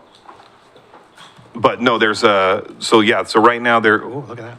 There That's is. spooky. I know, that is weird. It's like a bad version of So the there's Brady there's an opportunity with kind of a brief survey for the scenario planning work that Salem, Keizer, and Marion County are doing. So I'll just throw that out there. I think you probably all got an email. I think we sent out an email blast and put it on our socials.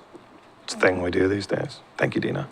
But yeah, that's the only kind of real plug. Other than that, I don't have any awesome, exciting news I will that I say can I've think actually of. I've been quite impressed with the outreach attempts via the Meta.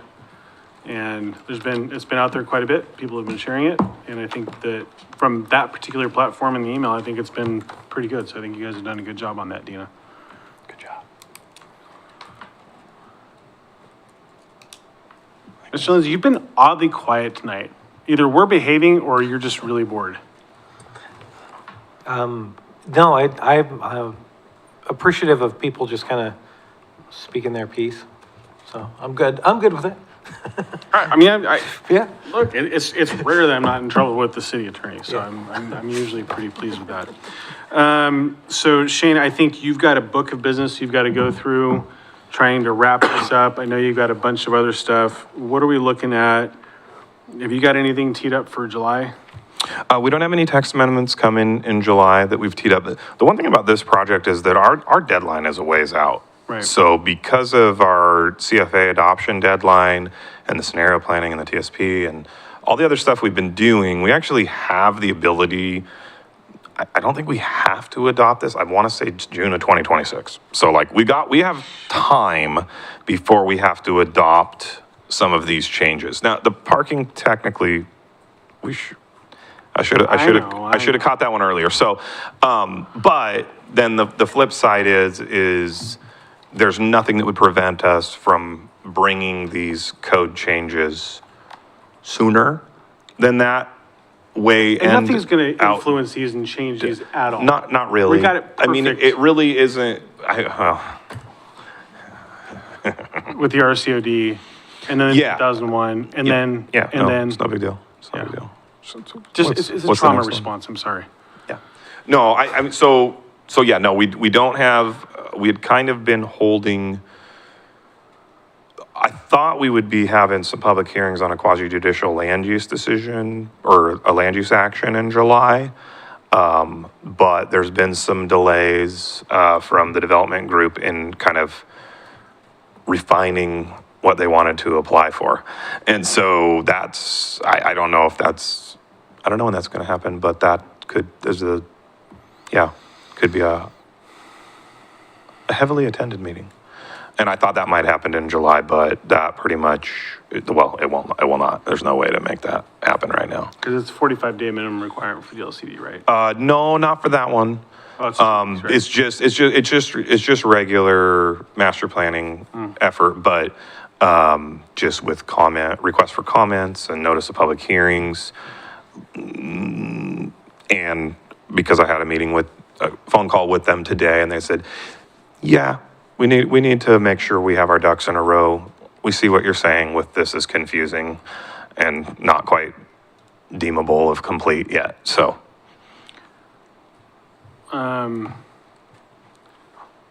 Let's see.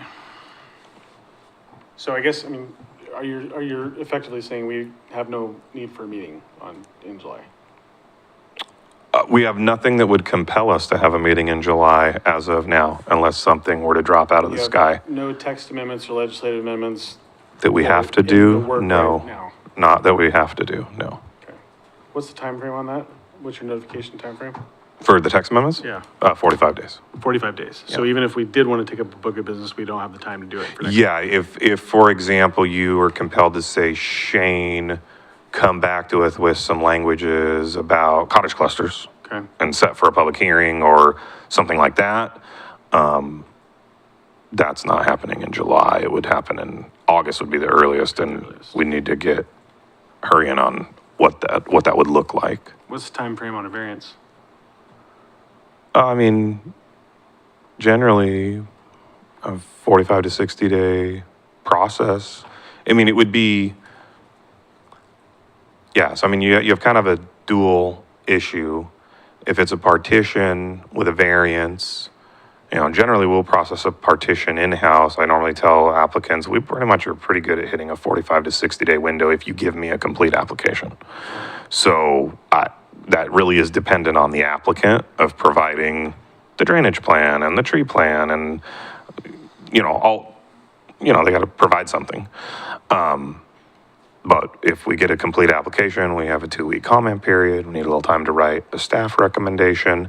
If it had a variance with it, because of changes the planning commission has made, we'd actually set that for a planning commission hearing, because it would get all heard by planning commission, whether or not it was a subdivision with a variance or a partition with a variance.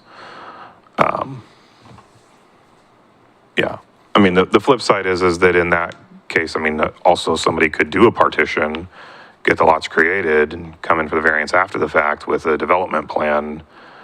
I mean, that's just, it really is dependent on what the applicant wants to do. So I'm going to qualify my questions a little bit. And, first I want to say, Mr. Folsom, I'm super grateful you did what you intended to do, which is come forward and ask questions. I'm the only planning commissioner that sat through, I think, all the 4,000 or the 2,000. What was the bill? 2001, 4,000? 2001. 2001. So I think I was the only one here that's on the dais right now that was actually, well, he's not a planning commission anymore though. And so what I recall from that, and you know, frankly, a lot of this is just, is we've done a lot of reactionary work. Most of it promulgated by the state.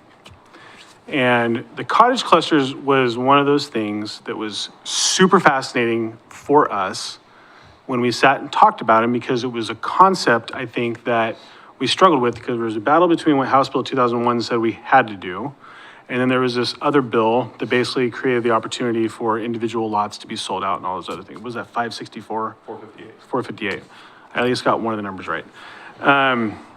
And so, you know, it was one of those deals where I think we really put a lot of thought into this. And here's where I'm struggling, because I look at this and I thought, this doesn't suck, right? I think I like the look of it. I think I like the concept here, but I also recall that one of the things that we talked about as a planning commission at the side, and I think my memory is pretty strong on this, was that we felt really good about doing the minimum, I think was the 8 was the minimum, right, for a cottage cluster, until such time as we were proven otherwise. And I think that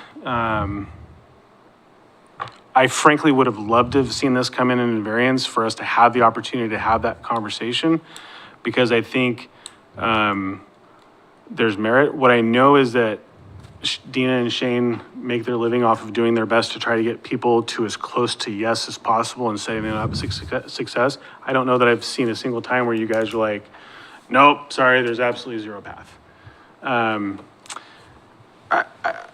Personally, I feel an obligation to my fellow planning commissioners that were here at the time, and Councilor Duran, I think, were you a city councilor at the time or planning commissioner? City councilor at the time, to kind of, for lack of a better term, sort of stick to what our objective was at the time, which was to say, you know, if there's a really good idea and there's a way to make it work, let's see if we can make it work. Now, I'm only one of 3. You could, as a planning commission, say, Matt, you're wrong. We love this. We want Shane and Dina to come back in August with brand new rule changes. And that's entirely within y'all's ability to do so. I just want to provide the historical context, because it's rare that somebody comes forward with the thought process and the kindness to ask the question at council and then be able to come in and ask at planning commission. And I think you're sort of laying the future of this particular process at the hands of the planning commission. And so you look like you're going to say something. Well, I'm sorry, I'm not trying to interrupt. I guess I'm wondering because at the end of the day, you know, what Mr. Folsom brought in, if he loses a few units, he can do his project, right? It's not about whether or not he can do what he wants to do. It's whether or not they can be 10 feet apart or 10 feet apart or 6 feet apart. Right. Right. I mean, that really is the question. He wants to do more than what we currently allow. The cottage clusters, right, that use type was really viewed as this smaller scale housing. Honestly, there was very little talk about the possibilities of 2-story cottages when we talked about cottage clusters. That was literally in nobody's radar. Right. Nobody necessarily wanted that, but the state said you had to allow it. So these are all 2-story cottages, right, that are being proposed. It's kind of cool looking, right? Yeah. But it also kind of looks like an apartment complex. So it's like, it's this weird balance that I think we have. I guess my question is, what would be helpful for staff to provide the planning commission in looking at options? Like, what would you guys want to see option-wise to inform the thought process? Because this is, I mean, literally, this is kind of a one-off. It's one property with a developer that has a plan. But if we're talking about code amendments, we really need to look at more, okay, how could this apply citywide? Because we've done, Dina, help me, have we done one cottage cluster? Just the one? Oh, just the one. Just the one, right? and it's not really a real cottage cluster, it's really a house with 2 ADUs. Yeah. Because they wanted to do an ADU and said, oh, we could do a second ADU? Well, yeah, if you call it a cottage cluster, the house and the 2 ADUs. So we've not had a cottage cluster come in because most people, when they get into, and Mr. Folsom will attest to this, right? Most of the time, you have a property that maybe isn't really quite big enough to do multiple buildings, and there's a choice being made to finish 4 sides of a building as opposed to 4 sides of 4 units, right? So cost of constructions of cottages tend to be higher than plexes. And so, like, we've had a lot of people look at them who could do a very similar unit count, and yet they choose to go with something else because maybe it's more affordable and a little bit more straightforward, right? So I guess that's the question in my mind is, you know, the other kinds of options that are, if we're going to get into tweaking rules in House Bill 2001, are there other things that Planning Commission wants us to look at? I've heard a lot from the community that they don't like plexes, and they don't like anything, don't like multifamily, and they don't like anything that feels like multifamily, right? I hear that every single application we get. And I get it. Like, I bought a house in a single-family home. I thought it was going to be single-family homes. We all have big yards. Why is there a duplex in my neighbor's backyard? Or why is there a giant 2-story house, even when it was 2-story houses? So you're always going to have that element. You know, the other thing that Planning Commission chose to not do is they did not allow detached plexes, Right. which a lot of cities did choose to say you can build 2 single-family homes and call it a duplex, right? Which allows a little different scaling. And that was something that we talked about that. We had public testimony on that, things like that. So I guess one of the things that I'm just trying to understand, or like, I mean, hey, we could come back, I guess we could come back in July and have a work session on this kind of a topic, but I'm not sure what would be helpful for me to bring as far as examples of things. I mean, Caleb is creative and he and I have talked a ton. Yeah. And like, I'm like, well, here's what I can allow you to do. Here's how far I can get you there. And ultimately, the unit count on this is a little bit high. It's got a couple of units that look straight into 2 other units. And like, but he's technically meeting all of the minimum standards on this plan other than the 10-foot building separation. So like, as far as his orientation goes. So I think that's like, I don't know.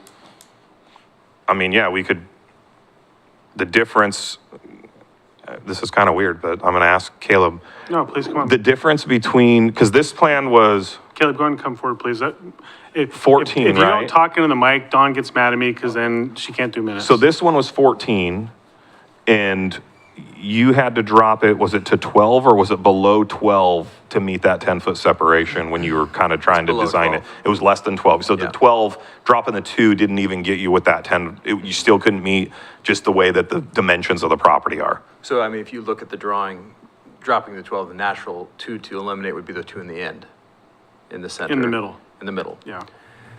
which wouldn't change spacing at all. Well, this is the hard part, right? Because Joe, what I don't want to get into is if we're discussing the merits of what could be a potential application, I don't want to get us in a position where we're talking about things outside of a process. So, Well, and it's sort of an odd conversation because there's, in one sense, an offering of what about a quasi judicial process, and in another sense, what about a legislative process? Right, because there hasn't actually even been the idea of whether or not this is going to come in front of you as a quasi judicial process. Period, yes. Yeah. Or whether or not you want to entertain, because I think the ask really is whether or Yeah, not the you want to legislative. entertain the legislative. The one other thing I would keep in mind, and I'm keeping it in mind because I'm going to go double check it after this, is adjustments. So last big session, the legislature passed the idea that adjustments could be made as well. And I think it can be like a 1 foot, like 10% adjustment. So I'm not sure you'd even want to make it, if you were going to change it legislatively, I'm not sure you'd want to make it 6 feet because there could be an adjustment to that. To make it 5 Although feet. it couldn't necessarily No, it be would be below the building building code code. still. Yeah. So I mean, there are sort of, maybe there are factors to be considered when you're starting to make changes, because the legislature does keep throwing us curveballs. That's never happened. Yeah. Yeah. But you're right, if this is a quasi judicial, you don't want to really, I guess, We don't want to get over, into the substance of the actual. over, what could be be or couldn't overly influenced Yeah. by something that doesn't exist. So I want to couch this with this statement.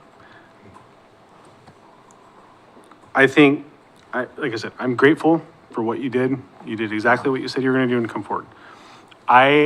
My perspective, and I'm looking into the history and trying to preserve the work that was done, was the planning commission that put forward the specific rules on cottage clusters said, this is what we want to see unless we're proven otherwise. So I have to honor the work that was done. Now, these folks who weren't here may have a different opinion, and so that's where I'm saying, you know, if you all feel that this is something you want to hear from Shane, then please tell Shane that. My position on this is, I think that if you choose to take a path this way, I think that they're the folks that you need to talk to. And if this goes into a path that requires it to come back to planning commission, I would really encourage you not to have that conversation here right now, just so we don't have to worry about process-related issues. But these three may say, you know what, no, Matt, you're wrong. Let's make these changes and recommend changes for Shane and Dina to come back with. So I'm going to be quiet. I'm going to let you guys, I'll referee if necessary, but I'm going to let you guys, if you have any strong feelings one way or another on this particular issue. Go ahead. I have another question for Shane. Because I don't want to dig through the code, what is the 8 units per lot based on lot size or just lot in general? General. Okay. Yeah, there was, when we went through the process, Planning Commission definitely held to we had a consultant that helped us. It was a massive project, massive amount of code changes. There was not a big interest in adopting the state's model code that was a lot less restrictive, because we heard a lot from the community that we don't actually think this is right for our community, period. So there wasn't a big interest in making it as easy as possible to do whatever you want. Yeah. So where we could place sideboards, Planning Commission chose to place sideboards. And one of those is that you had to allow, I believe you had to allow up to 8 and at least 1 cottage cluster. But lots of places around the state said, hey, you can have unlimited numbers of clusters or unlimited numbers of units in a cluster. The Planning Commission very much looked, because there was even some talk about detached plexes was all in this same conversation. And it was like, hey, instead of doing detached plexes where people could just build 2 houses, they have these other options. If they want just one, they can do an ADU. Well, they can already do that. That's separate. Or if they want to do a couple of ADU size structures, do a cottage cluster. And so like that was, and remember, it was not an affordable housing bill. It was not even a middle housing bill. Like they really painted it as a housing options bill. So it was options for people to develop different housing types. And so that's kind of where a planning commission had landed, which again, you know, like obviously I bring text amendments to y'all when state laws change or we identify a true problem that's consistent. I'm just being real. I told Caleb this straight. I was like, dude, I'm bringing that from Shane.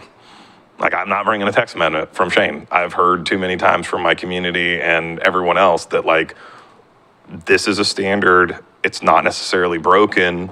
So it is really hard, because I think now the question becomes, and it's hard because even I was like, I hear a lot about like, oh, we'd love to see individual home ownership. And here's this tool through Senate Bill 458 with middle housing land divisions. Well, man, if I could obligate that, like require it, hey, I'll give you that if you do that and it helps housing, great. No, you can't do that. Like that's a government overreach, right? So I can't do that. So it is really hard. And like I said, the crux of my question was, if there's something we can provide with examples or additional information, we're happy to try to collect it and look for it. I'm just not sure what you all would want to see to further think about, okay, do we want to tackle doing something to change our code and come off of this standard to go to a reduced standard? I mean, like, clearly, the building code would allow it, right? I mean, the building code would allow it to go down to that 6, and I think there are other places that allow that right now, right? So, I mean, I don't know that there's anything magical about it, other than, I think we kind of matched, that's what we do for other multifamily developments, that's what we do for other developments when there's multiple houses on a lot in an RM zone. So we said, okay, it's the same kind of a deal. So we kind of mirrored what was already there. So, does that help? Yeah, thank you.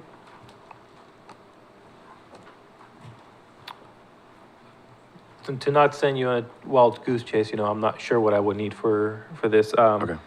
I'm a little torn. I'm on your page. I think, hearing and living in Keizer and hearing from the people of Keizer often about all these buildings going up. I don't see right now anything that would make me think that we should move it.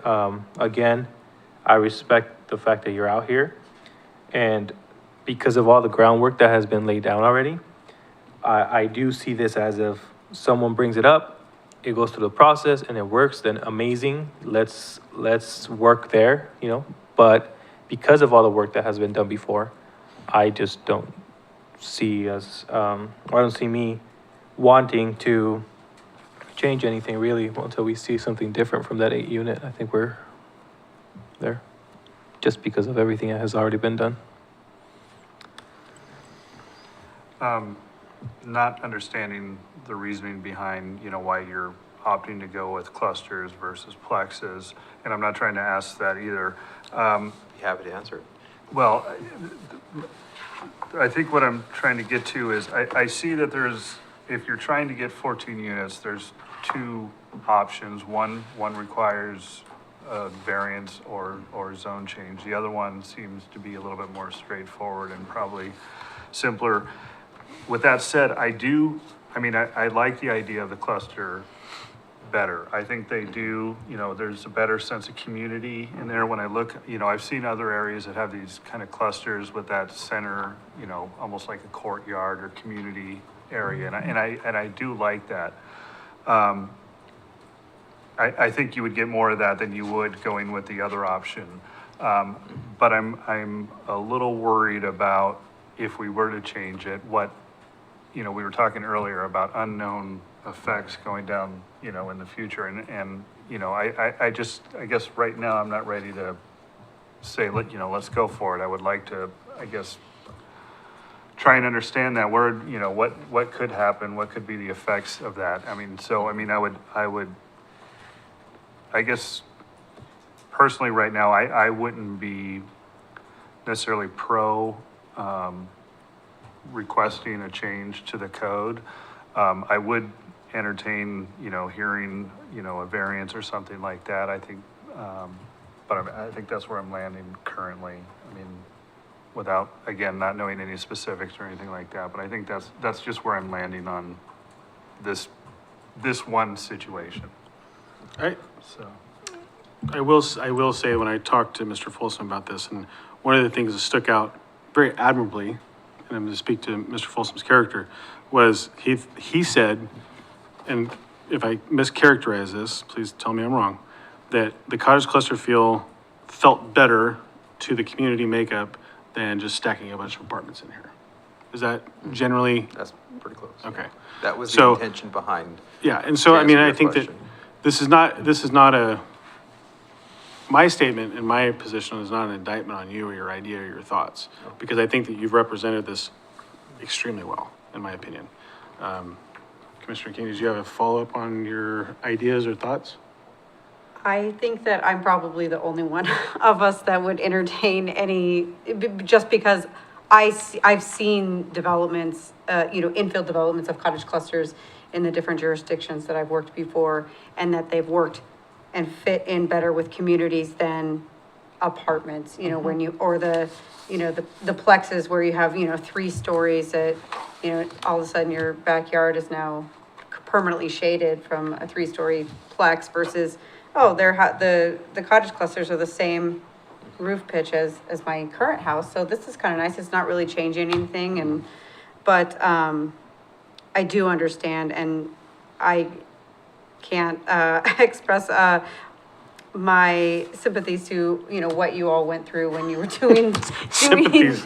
that. That's about where to line up on. I mean, I've definitely done code changes on the other end on Shane, so I understand how it is Well- on Shane's side, and I don't want to take, you know, Here's obviously, here's the hard you guys part. worked really hard. Here's the hard part. I got beat up at Soggy Day in the Park in April, verbally, by a woman who recognized the fact that I was on the planning commission. I might be one of like 7 people in the city that pay attention to the planning commission. She was super frustrated because she lives now in the shadow of an apartment complex. And she had no idea it was even happening until they started breaking ground. Now, they didn't live in Keizer, so we're not blaming Shane and Dina. But it's one of those things where I think that there are so many people that just frankly had no idea what was going on. And now that it's happening, they're mad at Dina and they're mad at Shane and they're calling the counselors and they're blaming us for not doing our jobs. And the hard part that people can't come to terms with is we had no choice. Yeah. And as a community, what we chose to do as a planning commission, and the council ratified the recommendation, was to take the least damaging approach to the makeup of the neighborhoods. And I think that the cottage cluster was a fascinating idea. To this extent, I don't know, never in a million years would I would have thought about a double-story cottage cluster. It was like, Yeah. wait, what? Like, that's not a horrible idea. But did I think of it? just No, not I'm thinking these little hobbit houses, you know, with, you know, Shane 20 years down the road, sitting on, you know, the front porch yelling at his neighbor's grandkid to get off the lawn. Or next week, whatever. And so, you know, it's really hard to conceptualize that because nobody at the time had this kind of an idea. And so, you know, yeah. It's tough because, Yeah, I mean, it is. we've really prided ourselves, I think, as a community of really doing what's best for the community, being a very tight-knit community, having that sort of small-town feel and neighbors know each other, et cetera, and so on. And I think what's occurred now has just really fundamentally changed the way that people believe in the efficacy of what we do, what staff do. And that's the thing where I get really sensitive to is when they're coming after Shane and Dina on work that they literally have no ability to influence anything other.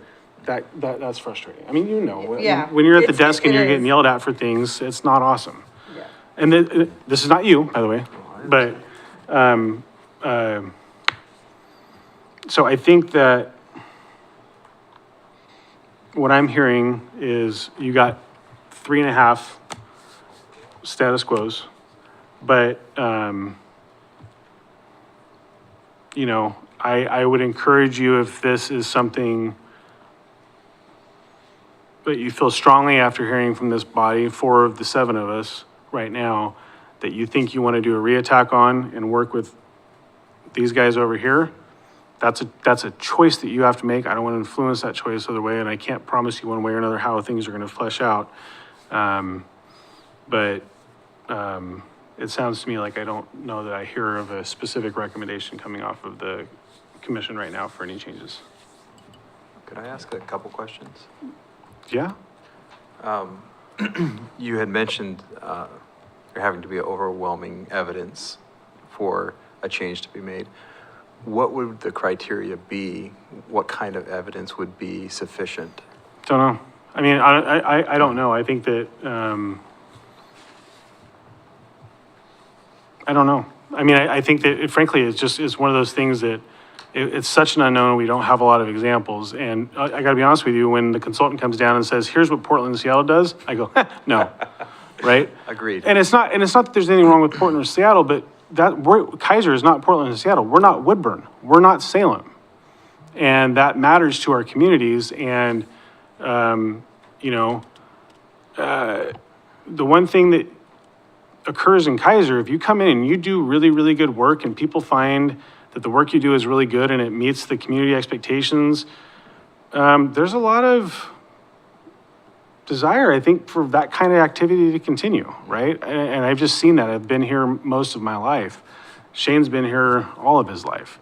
You know, I don't know if I'm mischaracterizing that or not, but, you know, the alternative would be true is if we just had the floodgates open and everybody was coming in and doing whatever they want, then, you know, there's nothing unique about what's occurring. So that was one question. I don't know if I answered it properly. The frank answer is, I don't know. Another question, is it possible that there's, I'm trying to remember the exact term. I'll say the term the way I think it is, I don't think it's quite right.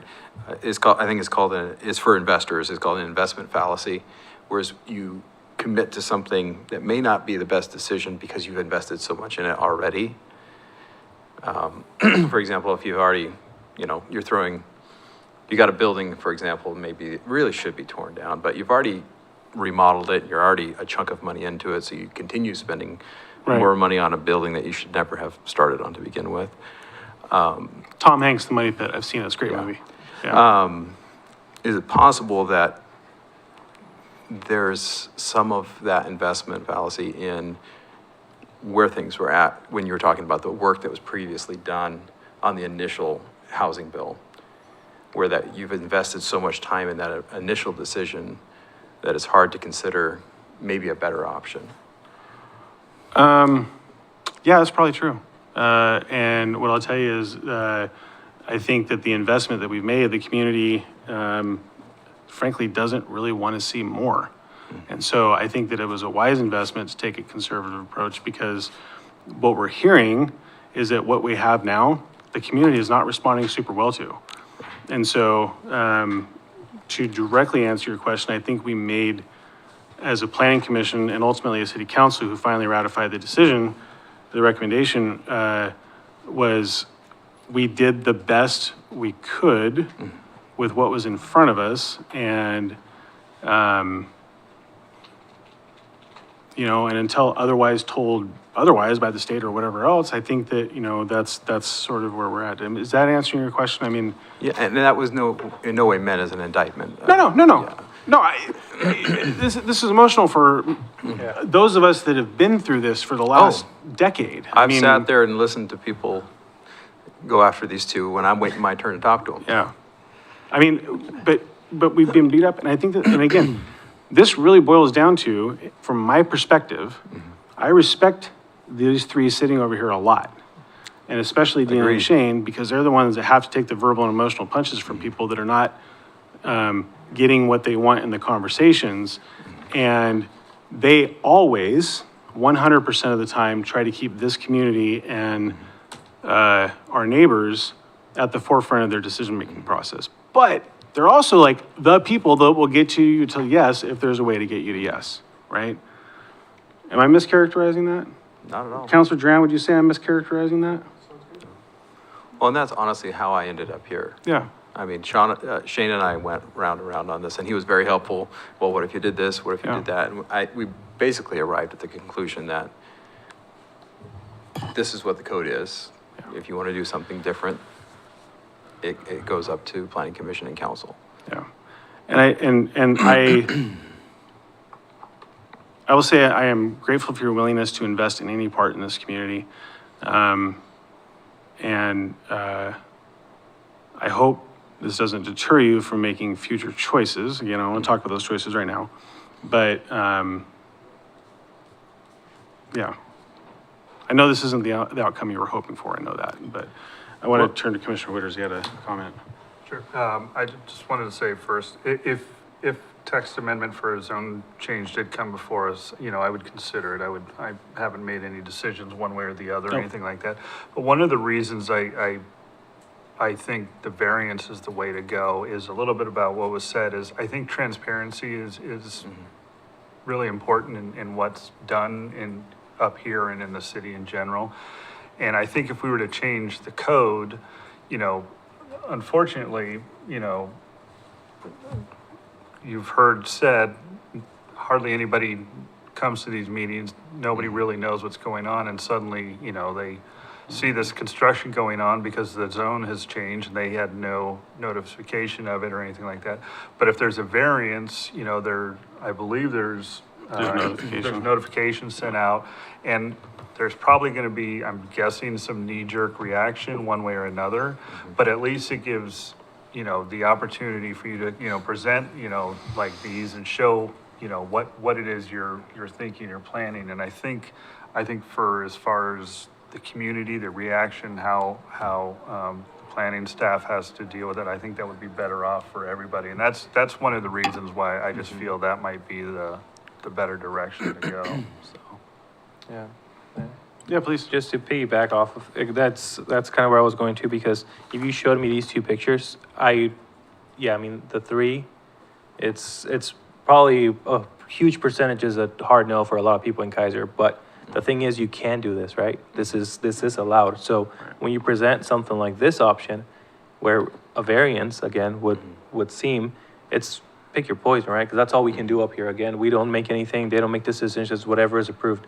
But if we say, okay, do you want more of these, or do you want to be open to something like the cottages, then I think that's where maybe the conversation and the people, we can involve the people that we do see in the market, the people in the community can come in and say it and see with us, hey, it's not us making these decisions. He can go ahead and go build this. He's trying to build this now, try to make the community a little bit better. So I think having the people involved and have this say, I think would be huge for a decision, for me anyways, to see with the reaction of the people. Thank you for that. Yeah, good perspective. Any follow-up or reattacks? This is kind of uncommon. We typically don't go back to the well like this, but, you know, hey. I've thought through some of the concerns that you've had as well, because again, when you're making a legislative change, you have to worry about the lowest common denominator, not the guy who's trying to do the best he can. There are bad actors. And I understand and I sympathize with that. And I've tried to think through that with what I'm asking too, is like, okay, well, could this be terribly abused? And with anything, as you've probably already seen with middle housing, anything can be abused. There's always someone who's going to find that way to do something that's just not great. One of my first developments that I tried to do ended up actually just selling the property to the neighbors because they were upset and I just didn't want to deal with it. And the reason they were upset was because the guy who developed the property next to the one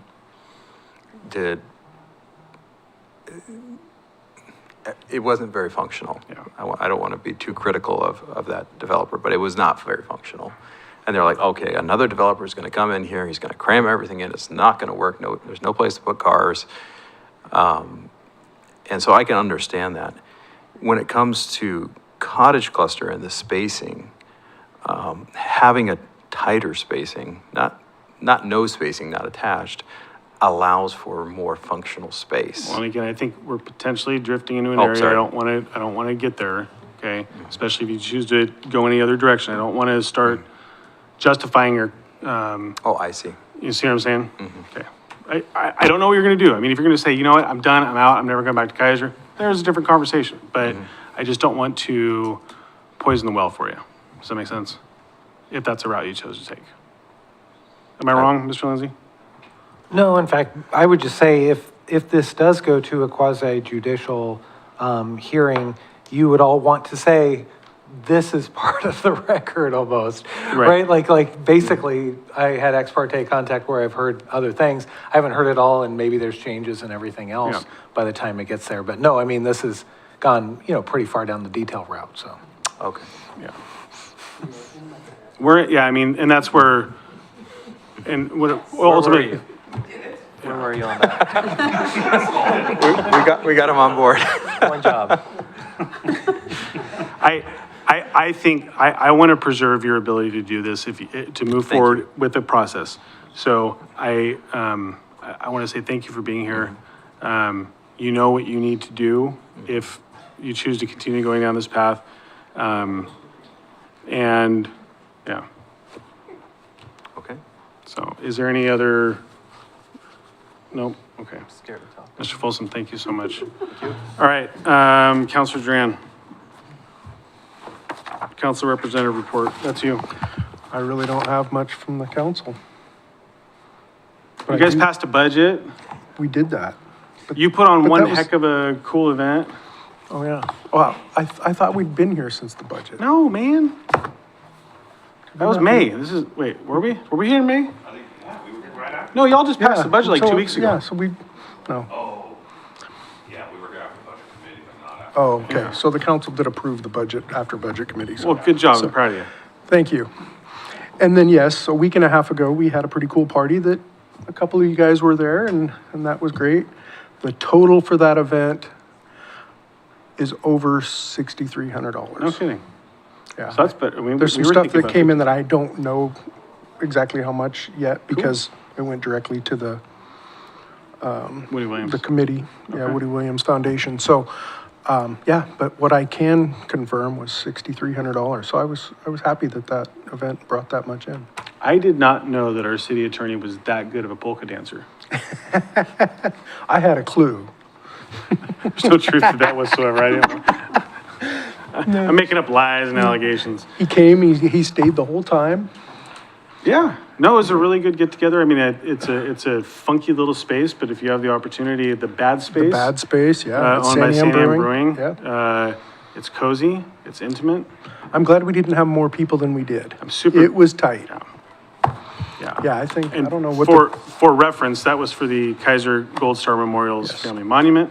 And, you know, super grateful for the council and all their efforts in putting together. I think the combined efforts of the council, we raised probably north of $18,000 for that project, which is incredible. So thank you for all that and giving up your Airbnb and all the other things. And yeah, it was a great event. Yeah, there's a lot of us that put a lot into it, and it turned out to be great. So thank you for getting us all involved in this, Matt. You pretty much turned everybody onto this and have kind of been leading the charge from behind and out front and just getting everybody involved. So it's been great. Like I said, they found the one guy that doesn't know how to shut up, so. Commissioner King, have you done a council report yet? I have not. Do you want to do it on the 7th? I can do that, yes. Do you need a tag team, or are you gonna do you want to do this solo? I'll try it solo. Great. And if I fail horribly, I know who to blame.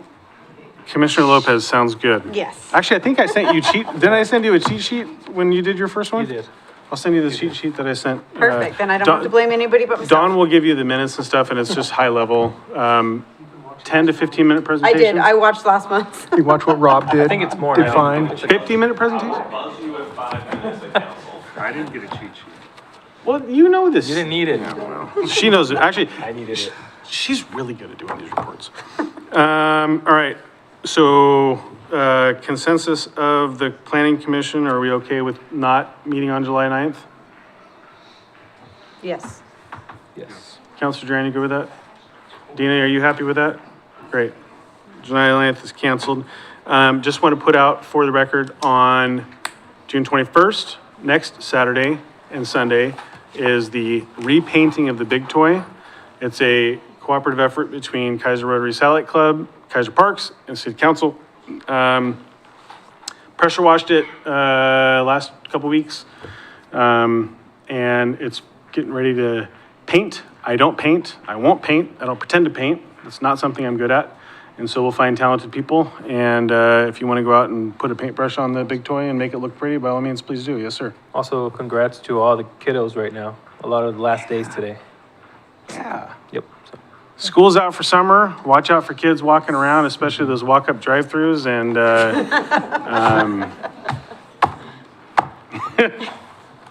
all right, we're done. Anything else? All right, we're adjourned at 8:09.